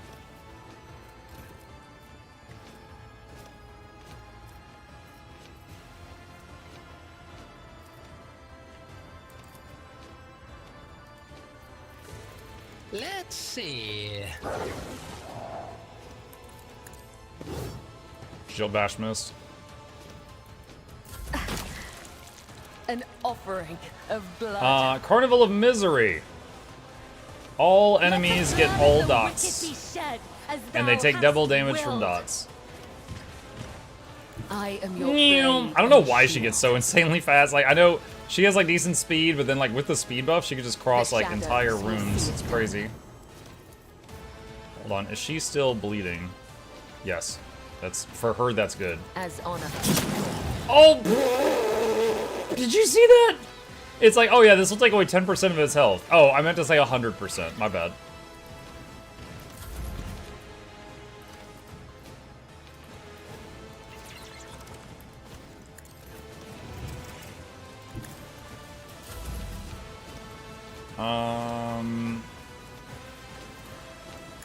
Let's move the skulls slightly. I know what I'm doing, usually. Usually. I can do that with the right I know what I'm doing. Misses the shot. Nice job.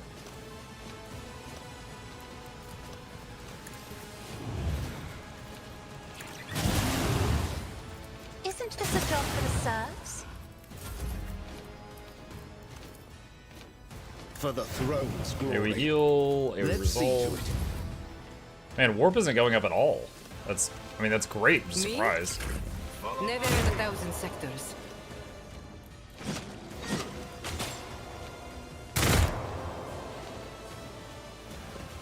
Protect me.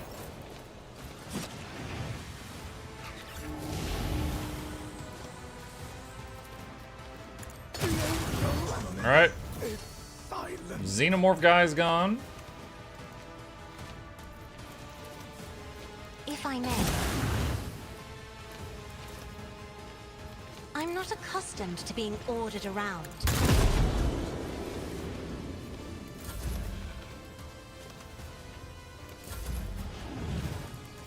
But of course, Lord Captain. Everyone, step aside. Someone's death wish is mine to Double grant. slurp. Follow my lead. Advancing. Bird, bird, bird.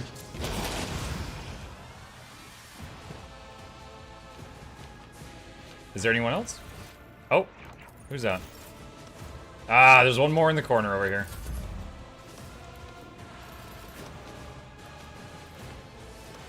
A wicked thought. There we go.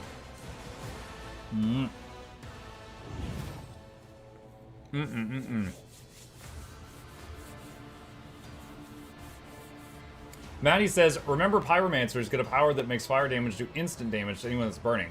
Then stack more stacks on top, combine that with Carnival of Misery, you can explode the whole map. I did not know that.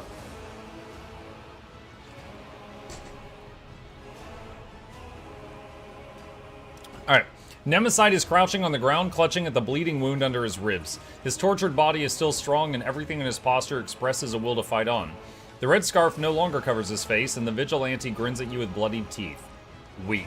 I have yet to be impressed. No longer covered by the broken goggles, the hairless skull is bulging with massive growths. However, the mutant nature of your enemy is just as quickly betrayed by an even more unsettling feature. The third arm growing out of his torso. You watch as its fingers deftly empty the drum of a stub revolver and load it with fresh rounds. I'm just letting him reload.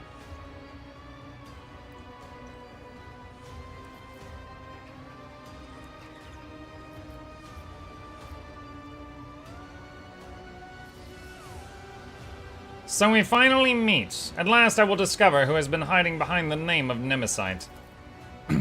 The rebel scoffs and spits out a tooth together with a blood-streaked saliva. You still haven't figured it out, have you? Nemesite is not any one person. It is the vengeance and rage simmering on the lower decks of your usurped ship. It is the servant who cleans your chamber pot. The storage keeper whose family was butchered by enforcers. The train driver who was given half a dozen ration cards and 3 times as many shifts. It is the name of the one who will kill you sooner or later. Whoever accomplishes it will be the real Nemesite. You lost. Your battle for the ship's freedom is at an end. Do you have any last words before you die? He laughs derisively. Freedom? I care nothing for freedom or for the throngs willing to offer their necks to your yoke. I will not die for those wretches, but I will gladly pay for your demise with my life. Both you and your drudges come from the same rotten root. That is why you are so easy to fool. Nemesite and his march against authority are just a fancy story to tell the rabble. A convenient tool for recruiting the wronged and the dispossessed. In truth, all of you must die and make your way for those who are truly worthy. More pure, more pious, more courageous than any of you ever were.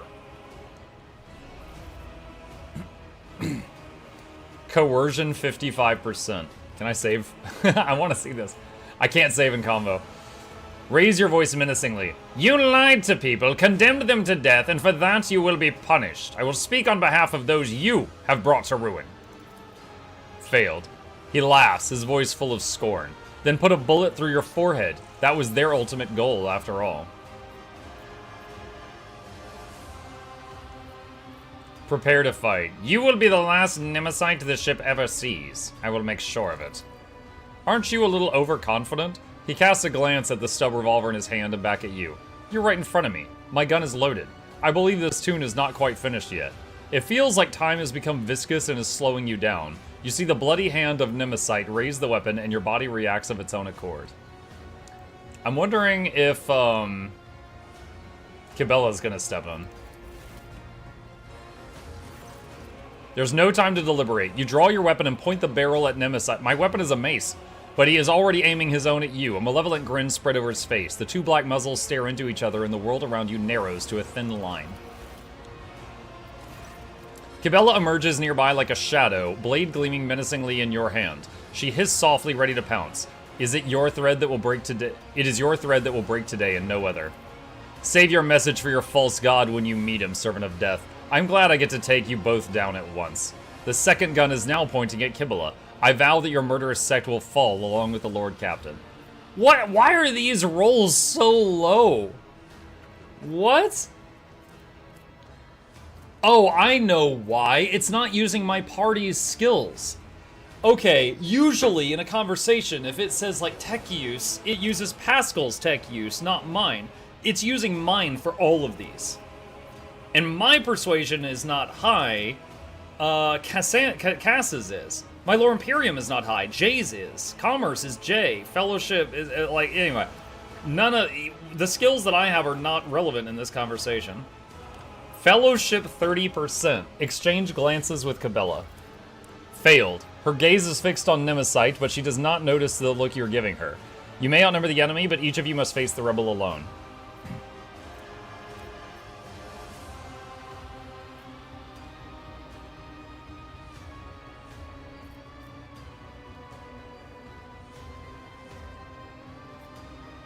Persuasion 5%. Smile contemptuously. Oh, please. You resent that you were born a freak, so now you want to prove that you are just as good as us normal people. Failed. Oh, yes. I regret that I was born of foul blood. The same wretched blood that flows in your veins and the veins of your thralls. But such was the divine plan for me, and I am willing to play my part. A tense silence falls. For all the words have been spoken. At last, Nemesis says quietly, "It's time. Farewell, Lord Captain." The acerbic smile vanishes from his face. Instead, his demeanor turns cold, collected, calm, with the indifferent grimace of a skull. Time stops for a moment, and then, as if tossed by a blast wave, the events fly forward like murderous shrapnel. Again, it's using two very low skills on this character. Ballistic skill. He's melee. He doesn't have ballistic skill. He has weapon skill. Logic is Pascal. Logic. Nod to Cabela and act in tandem to deceive the enemy. Oh my god, success. 30% success. You and Cabela move as one, and you manage to confuse Nemesis with a perfectly timed maneuver. He is left hesitant to fire, but you're not.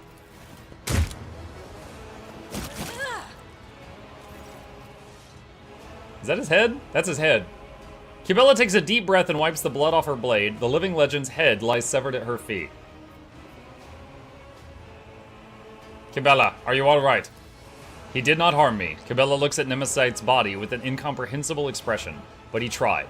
Such was his idea, and he remained committed to it until his last breath. His was a good death. Look at the corpse. So you're just a dude surrounded by greatness? I guess so. In my case, my character has really high athletics, toughness, carouse, which is like, you know, intimidation type of thing. What else? Melee skill is not crazy high, but it's much higher than his ballistic skill. But everything here, like every skill check in this conversation, was stuff that they have insane levels of. The decapitated body lies motionless on the deck. The cut at the neck stares back at you from the grotesquely distorted ridge of its spine. The power of the folk myth fades into the air like the smoke billowing from the muzzle of his stub revolver. Thus ends the struggle of Nemesite. Cabela picks up the severed head from the deck and gazes into its extinguished eyes with a strange wistfulness. The struggle is not people. The struggle is ideas, and people are merely their vessels. The carriers of the struggle. I need to reflect on his death, Daman. I need to stand before the Undying One and hear his blessed whisper. We can discuss what happened after. Okay. Muk, will you be streaming the new Guild Wars 2 stuff? I won't be live when they're doing it. I will be going over it during my evening stream tonight.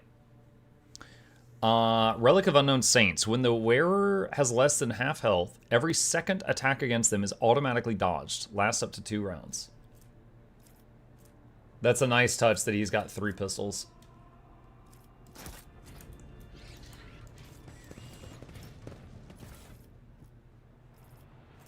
Plasma pistol, bolt pistol. That's a lot of units on your character bar. Why so many? So in the last DLC, they added a subclass called the Overseer, and if you play it, you get a pet based on what your first class was. If you are playing an Arbides, which was also added to Darktide, you get a robot dog. Well, cyborg dog. There's a real dog under there. You can see some skin right there. If you are playing a... What is he? An operative, I think? You get a cybernetic eagle, which is actually quite nice. If you are playing a psyker and you go overseer, you get a raven. And if you cast any spells on the raven, they go AoE around it. So like if you do buff spells on the raven, like my favorite strat right now with him is have the raven in the middle of the party and then cast a bunch of buff spells on it and it hits the whole party. And then the officer, I think can get the eagle or servo skulls. And these don't fight. It's kind of like they have different auras you can turn on. They're bards. They're future bards. Now so yeah, there's 6 party members, but I'm trying out all the new pet things and I'm really liking them. So I've got 4 pets in my 6-man party. Let's see. Oh, that's a nice touch. You can even loot the officers that died during the cutscene. Confessor Arabella. The aberration dared violate the sacred ceremony and was obliterated. Retribution has been served. Served. Is Jocasta here? Can I talk with her? No, I don't think so.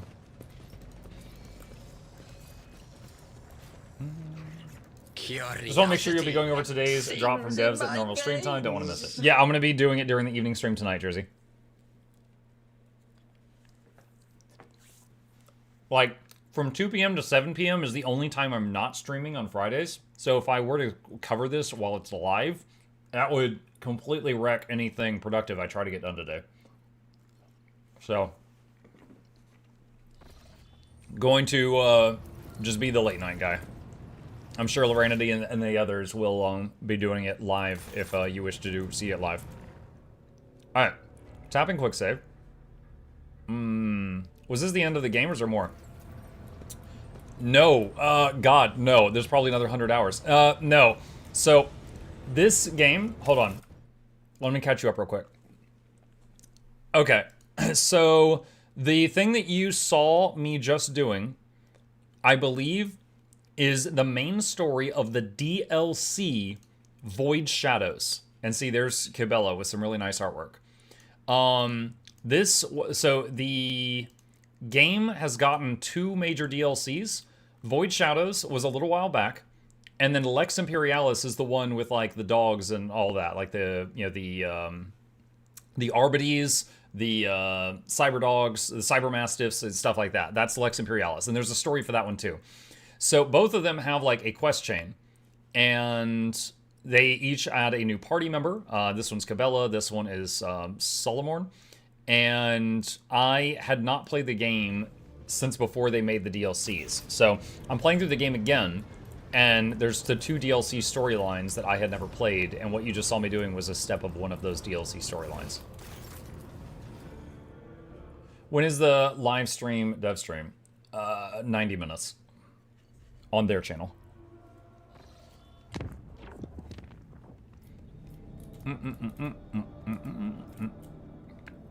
Alright. Visit.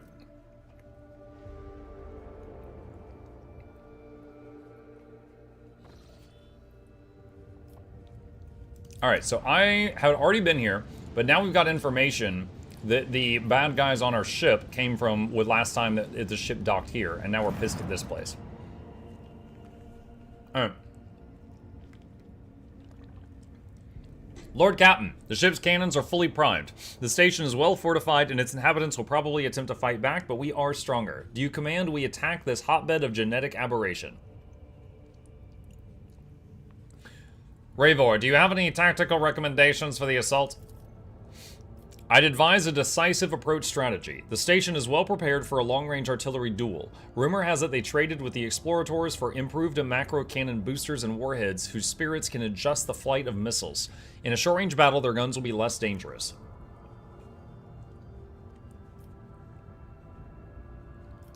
The mutant stronghold will fall. To arms!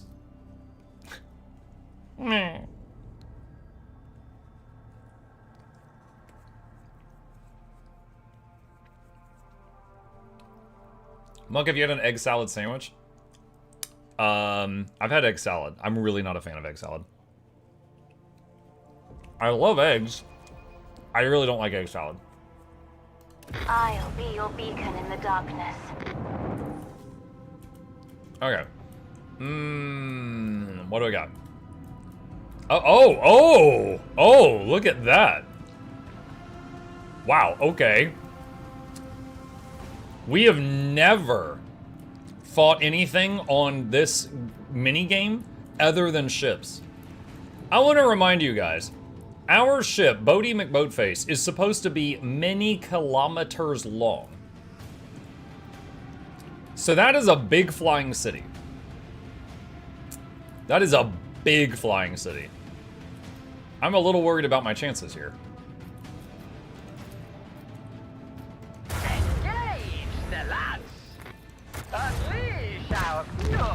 Alright, so since we've got a whole big massive boss thing here, we don't have Asbad stuff. What's going on right here? What is this?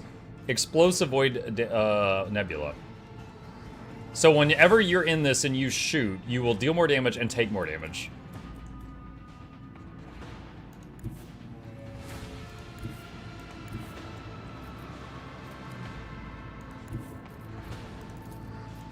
Set course. Oh, wow, that died instantly. Okay. Sail upon the seas of void. Increase weapon range for the side guns? No, it's not enough, dang. Alright, deploy the boys. Deploy the boys!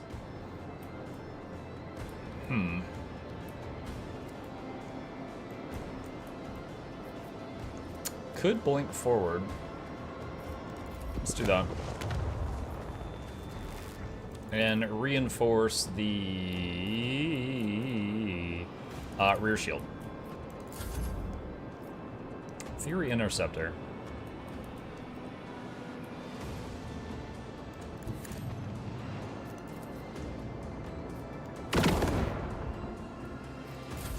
How dogmatic we feeling today? Earlier there was a mutiny in like the cargo bay, and so we just turned off the life support of the cargo bay. The problem was solved real fast.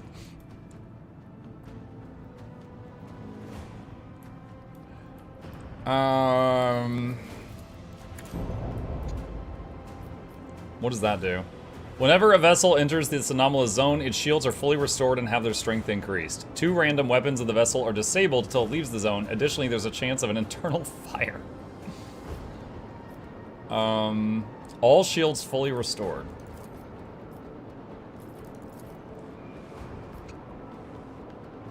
Engage the lance.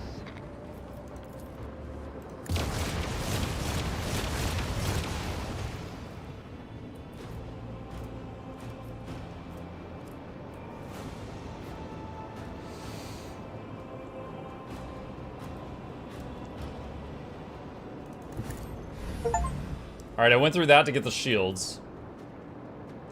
Oh, I just got a Steam achievement.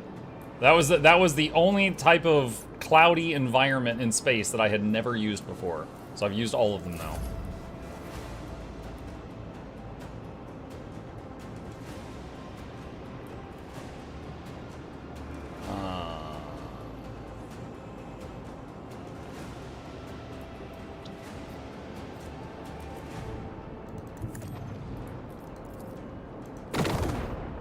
One, one, one. Oh my god.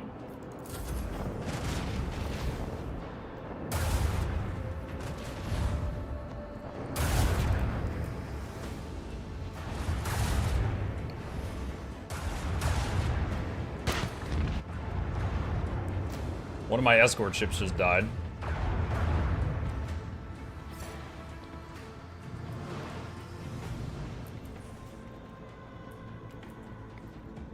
Emergency shifts. I just gained 59 health.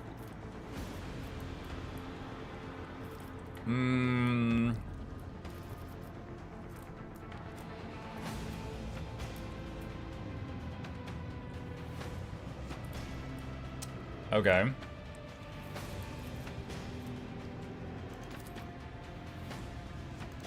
Set course. Unleash our fury. Oh, there's so little I can do right now.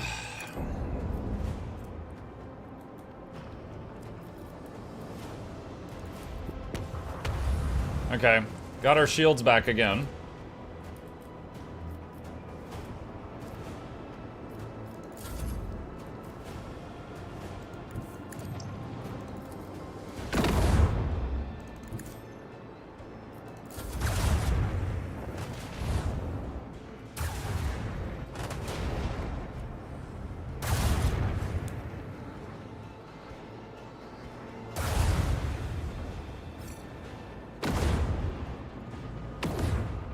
Are there any good benefits to doing world bosses regularly, or just pop in for fun largely?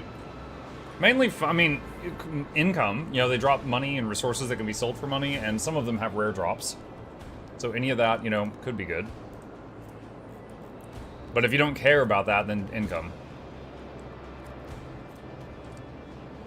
Okay, so it's got unaimed so if 0 to 10 cells, you can hit with that, but if you are between 15 and 50, it has a bigger attack. So if you're really close to them, they do less damage. Alright.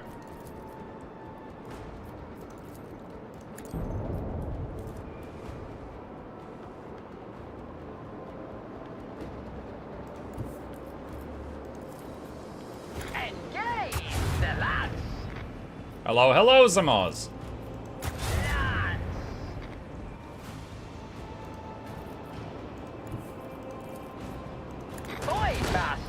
Okay, one turret dead. Commence the symphony of macro cannons. Do you know how many hours till the Guild Wars stream? You know, you were the first to ask today. About an hour and a half.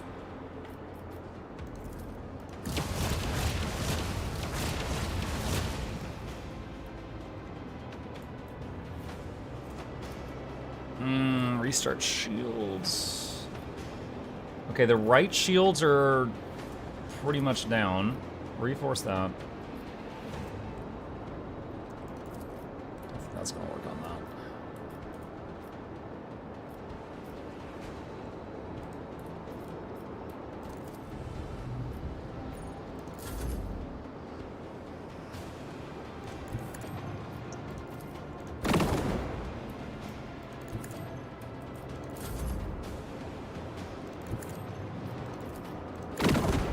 Okay, another cannon dead.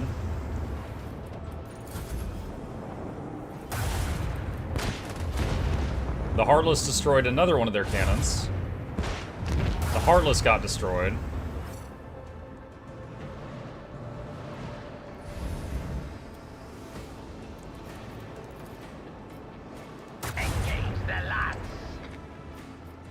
What is this thing doing?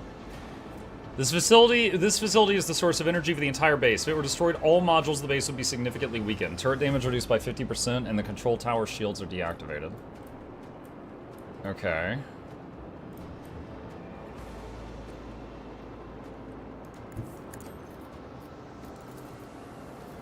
I think though, just because of the time, the number of hit points on that thing, I think it's going to be better just to shoot those guns and take them out. Engage the macro cannons.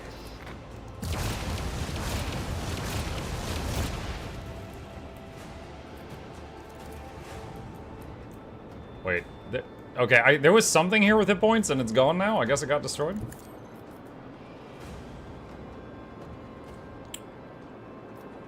Okay. Let me shimmy on over closer to those so they have to use the unaimed shots.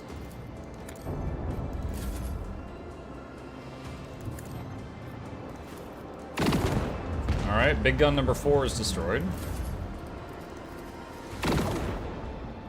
Big gun number 5 is damaged.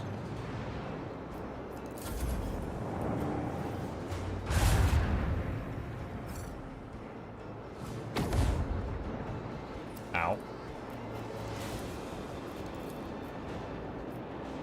Engage the lads. Commence the symphony of macro cannons.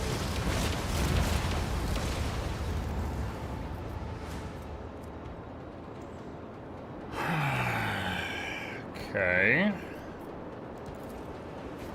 Reinforce the left shields.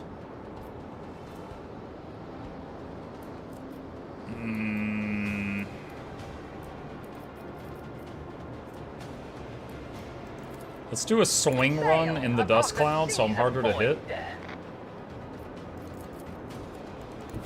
Set course.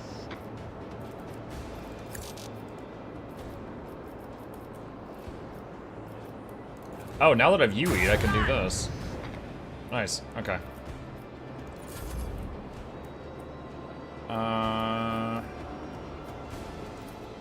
Alright, so there's still that guy.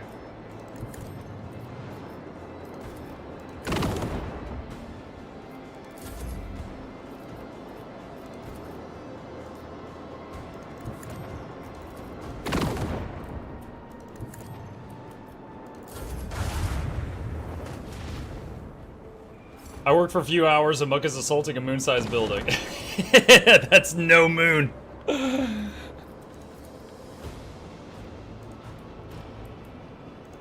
destination is known. Engage the lads.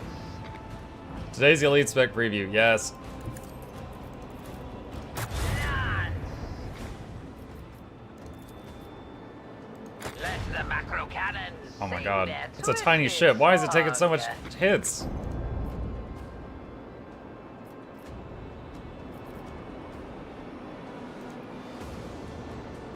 Ah. Engage the macro cannons.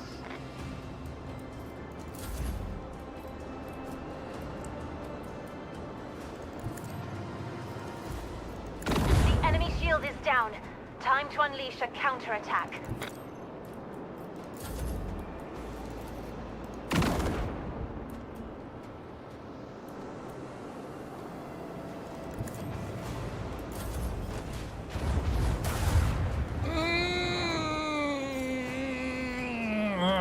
Nervous.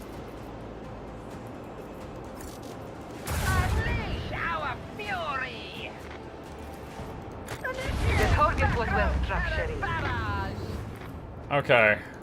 I think now all we have is the big building. Initiate macro cannon barrage.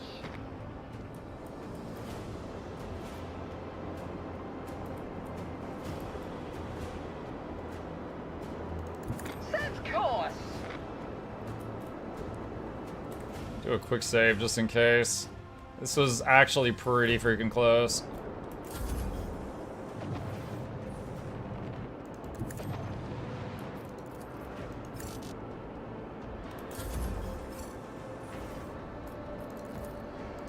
Lads.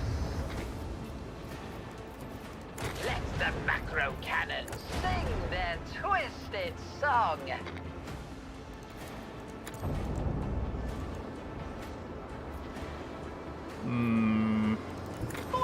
saucer, if you please.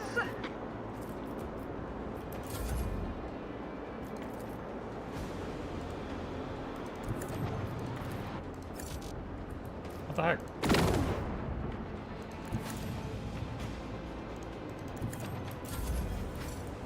The little interceptors were acting weird. Oh no, there's more! Engage the macro cannons. Alright, they've lost the power to the thingamabob. Engage the lads. Launch more dudes. Reinforce the right shields. Swing run. Alright, that doesn't help at all.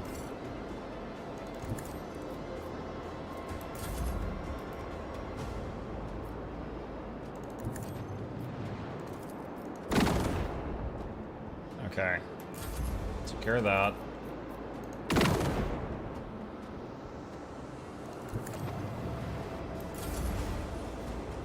Alright. Are you gonna watch the reveal? Not live. I'll be watching it during my evening stream tonight. And we can fast forward through all of the fluff.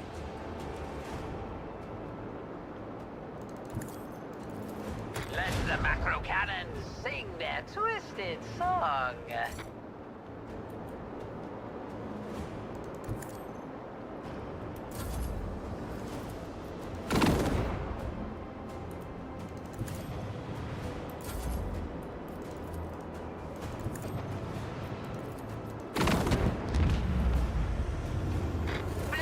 There we go. Okay, that was close. But that was our first time fighting what basically amounted to a moon base. All the tech issues? Oh yeah. Lord Captain, their resistance is broken and the cleanup parties are landing on Harryock's rim. What are your immediate orders?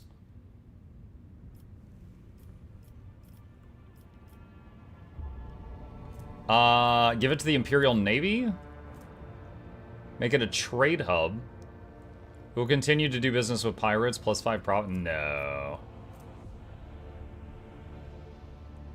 Lose a profit factor. Tow the base to my homeworld and have it guarded. Dogmatic, destroy the station.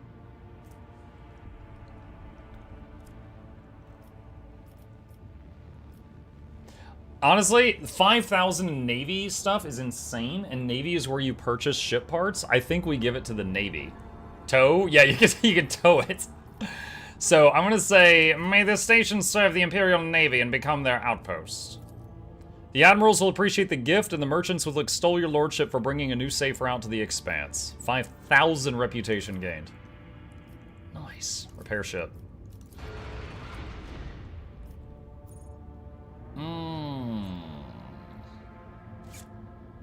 Have you ever done a heretic playthrough? Or Iconoclast? I think my first playthrough was an Iconoclast one. I didn't really know what that meant at the time, but I was very much like, you know, being a decent person, which is usually Iconoclast. So I haven't really done a heretic one.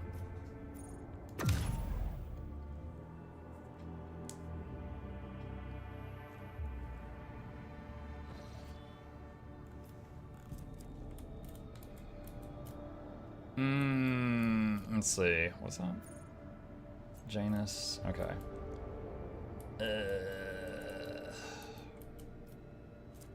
Got a quest there. Inform the prefect of the inspection outcome. Warp travel. 2 profit factor gain. Neat. Let's reduce the danger of this route.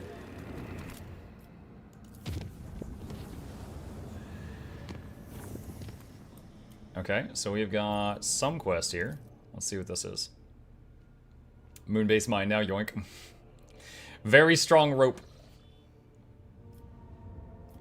Dargonis. Inform the prefect of the inspection outcome.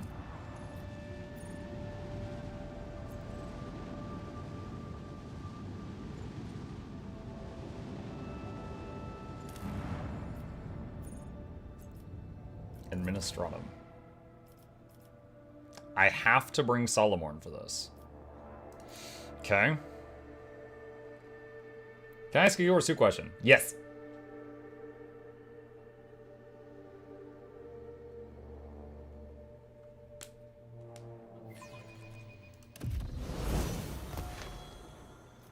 Let's see. Request denied. The waiting hall is full. Let me in. My husband has been dead for 10 years. They still haven't registered his birth. The mob crushed 2 clerks. 2 clerks, big deal. They should have worked faster. They haven't... My husband has been dead 10 years. They haven't registered his birth. Give us a target. Alright, let's see. I don't know if we're going to be in a fight in here, so let me level this guy up who I was forced to bring.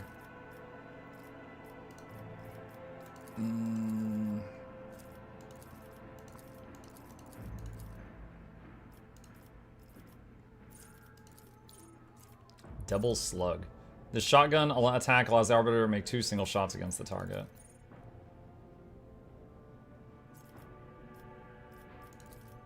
Double slug. Choose talent.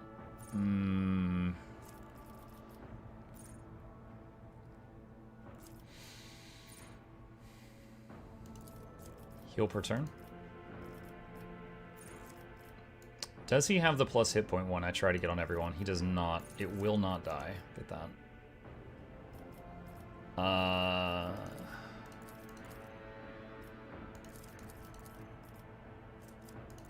Ballistic skill. Demolition. Choose talent. Max health of dog increase. Okay, there we go. Alright. Quick save.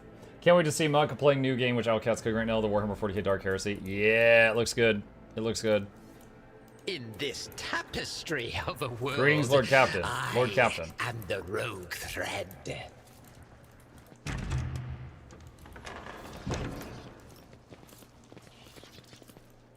The towering piles of papers and endless shelves heaving with ledgers evoke special reverence for the laws of the God Emperor of the Adeptus Administratum. Petition. What is this? Through the efforts of the Adeptus Arbites at my family estate, 12 criminals among the members of my family were terminated. The proctor in charge of the purge decreed that the bodies be left lying at the scene of the crime for further investigation. 40 planetary cycles have passed since then. The heavy odor and vermin resulting from keeping dead bodies without the ability to transport them ceased to be of concern to me after the first 2 days. However, the mummified remains of the criminals prevent my estate from properly functioning at this time. I humbly request that another officer be assigned to oversee the investigation and that they be informed of the necessity of progressing the investigation of my home. They left 12 dead bodies in the house and said, be back soon, don't touch these, and they haven't been back for 40 days. Petition rejected in accordance with Protocol UP 1845. The assignment of the head investigator is regulated by Protocol UCH 9389. Note, a fine is to be imposed on the petitioner for failing to preserve the evidence. For failing to preserve the evidence, they're gonna fine them. Oh my god. What lies beyond? Ordered the destruction of the special category item Thesertium, Natural Psi Focus. There is a note in the margin that has been underlined twice. Existence of similar resources. Check the Mining World Register. Oh, that's me. Report, capture of the void ship Heartless. Boarded the Heartless as part of the unit led by S. Anthar. Neutralized the target Sargona. The captured vessel was turned into an escort ship. The word escort has been circled several times in ink. That's me too. Rykad Minoris. Arrived on Rykad Minoris during evacuation, took S. Anthar aboard flagship. The world is to be considered null and void. Side note reads, damage assessment, tithe recalculation, urgent. A cycle is a year? Oh god, they left it for 40 years?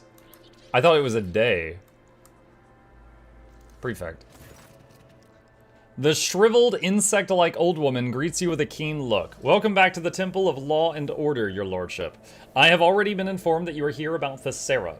Prefect Volter nods to herself and snaps her brittle fingers, prompting a servo skull to flit closer, the creaking of its quill filling the air. Begin entry 514 Alpha. In the matter of the world Thessera and its obligation to pay the Imperial tithe, this audience with the Prefect of the Adeptus Administratum is now in session. Now then, what were your findings, Mukluk von Valancius? A heretic had seized power on Thessera. I had him executed. I see. The old woman looks at you intently over her ocular lenses. This is regrettable news. Even if your action was forced by circumstance, the loss of the governor means the loss of the very stability that any servant of the Administratum is immutably obligated to uphold and protect. Let's get to the record then. The prefect turns to the servo skull. Rogue trader Mukluk von Valancius effected the execution of the governor of Thessera appointed by the Adeptus Administratum. Preliminary damage assessment and restoration forecast of the world's key structures, Class A severe, noted and recorded. I discovered a material on Thessera known as Thessertium, a potent psi focus. I had it destroyed in the interests of the Imperium's security. The prefect grimaces. I can quite confidently deem that outcome to be averse to the interests of the Imperium. Alas, your lordship, I am duty-bound to deliver an exact and impartial assessment of the events. Rogue trader Mukluk von Valancius, upon learning about the existence of deposits of a natural psi focus located on the world of Thessera, destroyed said material in its entirety. Consequently, the Imperium was deprived of a highly prized resource, noted and recorded. I don't like how she wrote that. Single player as far as I could tell. Yes, this is a single player game. Just attach giant engines to it and turn into a massive warp ship with massive lasers. There you go. Does LFG Relics will have all other relic stats in it? Sorry, does Legendary Relic have all other relic stats in it? Do I have to make each relic to unlock the stats in the Legendary? Okay, so Legendary Relics get all of the stuff that, like if you make a Legendary Relic, it automatically has, I think, everything from Soto, even if you hadn't unlocked it. But from Janthier onward, you have to unlock whatever relic to have it appear on the Legendary list. Yeah, I hope that made sense. Prefect in Scribia. The prefect chews on her lip and thought. I will be frank with you, your lordship. The conclusions that were drawn regarding the Thessera inspection were far from satisfactory. Minor disturbances such as a mass execution of mutants or the rabble's plot disguised as a celebration are not nearly as dangerous as the, if you will permit my choice of words, coup that resulted from your intervention.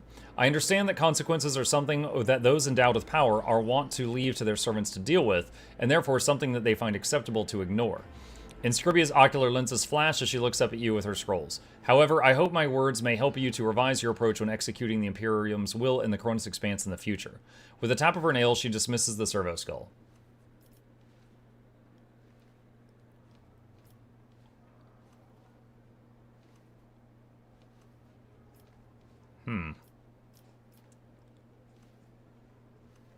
How did you obtain such detailed information about the events on Thessera?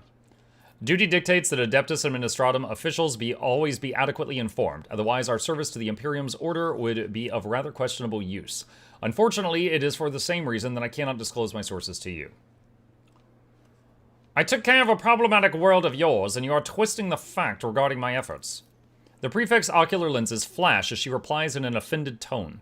I, his lowly and unworthy servant, have no right to twist any facts. My duty is to assess consequences and do everything I can to make sure the Imperium receives what it is owed. That is the purpose of my existence. Suddenly, the old woman's voice becomes less stern and almost didactic.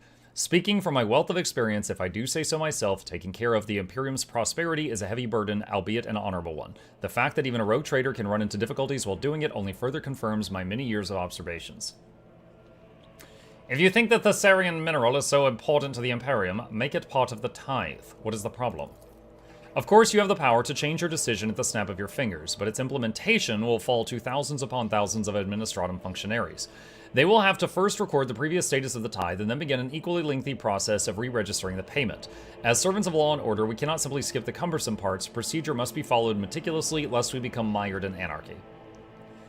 One way or another, we can consider the matter of Thessera closed. Am I correct? Closed and recorded. Yes. The old woman smacks her lips in satisfaction. However, that was just the first item on the agenda. Now, on to the next matter. The prefect beckons over another servo skull, which obediently takes its place at her side. Begin entry 52-1 Sigma. Competency assessment of Proctor Solomorn Anthar based on his performance during the mission on the world Thessera. Oh, snap. You hear a painful metallic creak as Solomorn's augmented hand clenches into a fist. Competency assessment. Very well, Prefect. I am listening.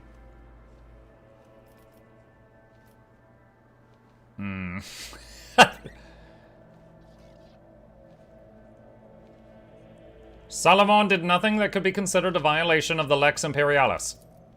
So as to avoid misunderstanding, allow me to clarify that I am not making any judgment, but rather gathering information at Marshal Strock's request. The prefect turns to Solomorn. Proctor Anthar, you will be evaluating your own conduct in this instance. For my part, I will merely state a few key points. Let us begin. How would you describe your performance, taking into account the following facts? Vulture produces a parchment scroll. You took part in the execution of an administratum appointee without its appropriate permission. You also allowed yourself to be captured, thus endangering your mission and imperiling the valuable equipment issued to you by the Adeptus Arbites. What is more, you sanctioned a tithe-related decision that carries adverse consequences for the Imperium. The old woman paused. That is all. Proceed to your self-evaluation. Solomorn's heavy gaze is fixed upon the prefect as he slowly forces the first word out of his jaws, as if they have turned to stone. I took every effort and was acting solely in the name of the Lex Imperialis. However, the outcome of the mission speaks for itself. My verdict is thus that my performance in the Thessera case was inadequate. Noted and recorded. The prefect's immaculately polished ocular lenses bore into you once more. Now that the Thessera inspection report has been properly entered into the record, allow me on behalf of the Adeptus Administratum to officially extend our gratitude to you for the support you provided to us. May the Von Valancius name be forever praised, and may the Emperor protect your dynasty for many generations to come. That said, I must now request your assistance in a different capacity. A number of highly important court cases have accumulated at the Palace of Justice, the kind that require formal resolutions by the Rogue Trader himself. Are you not being a little harsh on yourself, Solomon? Exactly as harsh as my duty demands that I be. An arbitrator has no right to mistakes or weaknesses. Our mission is much too important. The proctor's voice sounds firm but detached, as if his mind is wandering far away.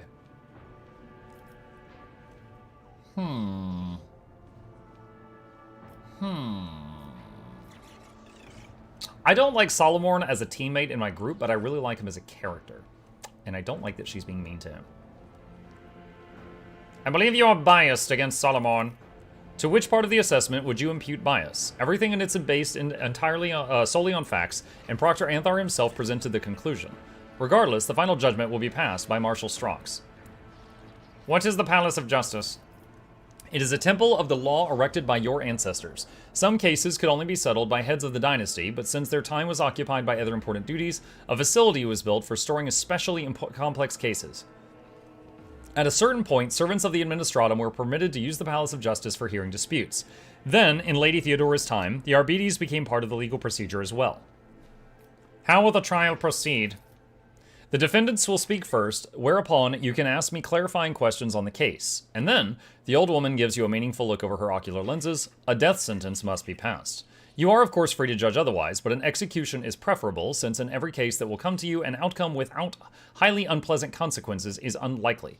Executions reduce the number of malcontents and motivate prospective defendants to solve their problems before they come under the purview of the Rogue Trader's court.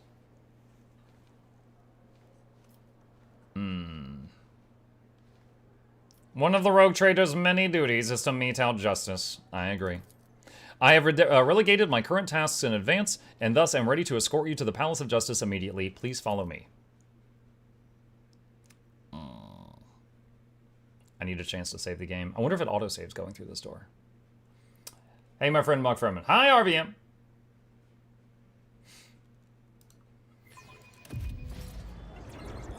Game autosaved. Excellent.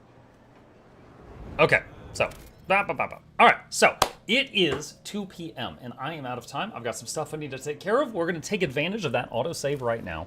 And we are going to eagerly pick it up from this moment next time. All right, friends. Thank you guys so much for joining me today. Hope you guys had fun. Few plugs on the way out. If you're new to my channel, my name is Muck. I stream every evening and every weekday morning. I'll be back in about 5 hours for the evening stream where we will be re-watching the Guild Wars 2 broadcast that is going to be going out about an hour from now and going over all of the stuff related to the new Elite specializations that is coming out. And with any remaining time in the evening stream, going to be continue working on Diplomacy is Not an Option. If you'd like to join us, be sure to hit that follow button on Twitch or subscribe on YouTube so that you get notified when we go live. These are my 2 YouTube channel links if you want to subscribe to see all the videos over there. And a special thank you to our dear patrons. They keep this channel alive with their support, and I could not do this without them. And there's a link to that in the chat if you're interested. Over on the Twitch side of things, I'm going to raid someone right now. Let's see. It looks like Fandrel is live. I'll give him a raid. If you guys want to watch the Elite Spec live with him, you'll have the opportunity. Or if you want to watch it with me, like I said, I'll be back to do that tonight. So you guys have a great rest of your day, and I'll be back this evening. See ya.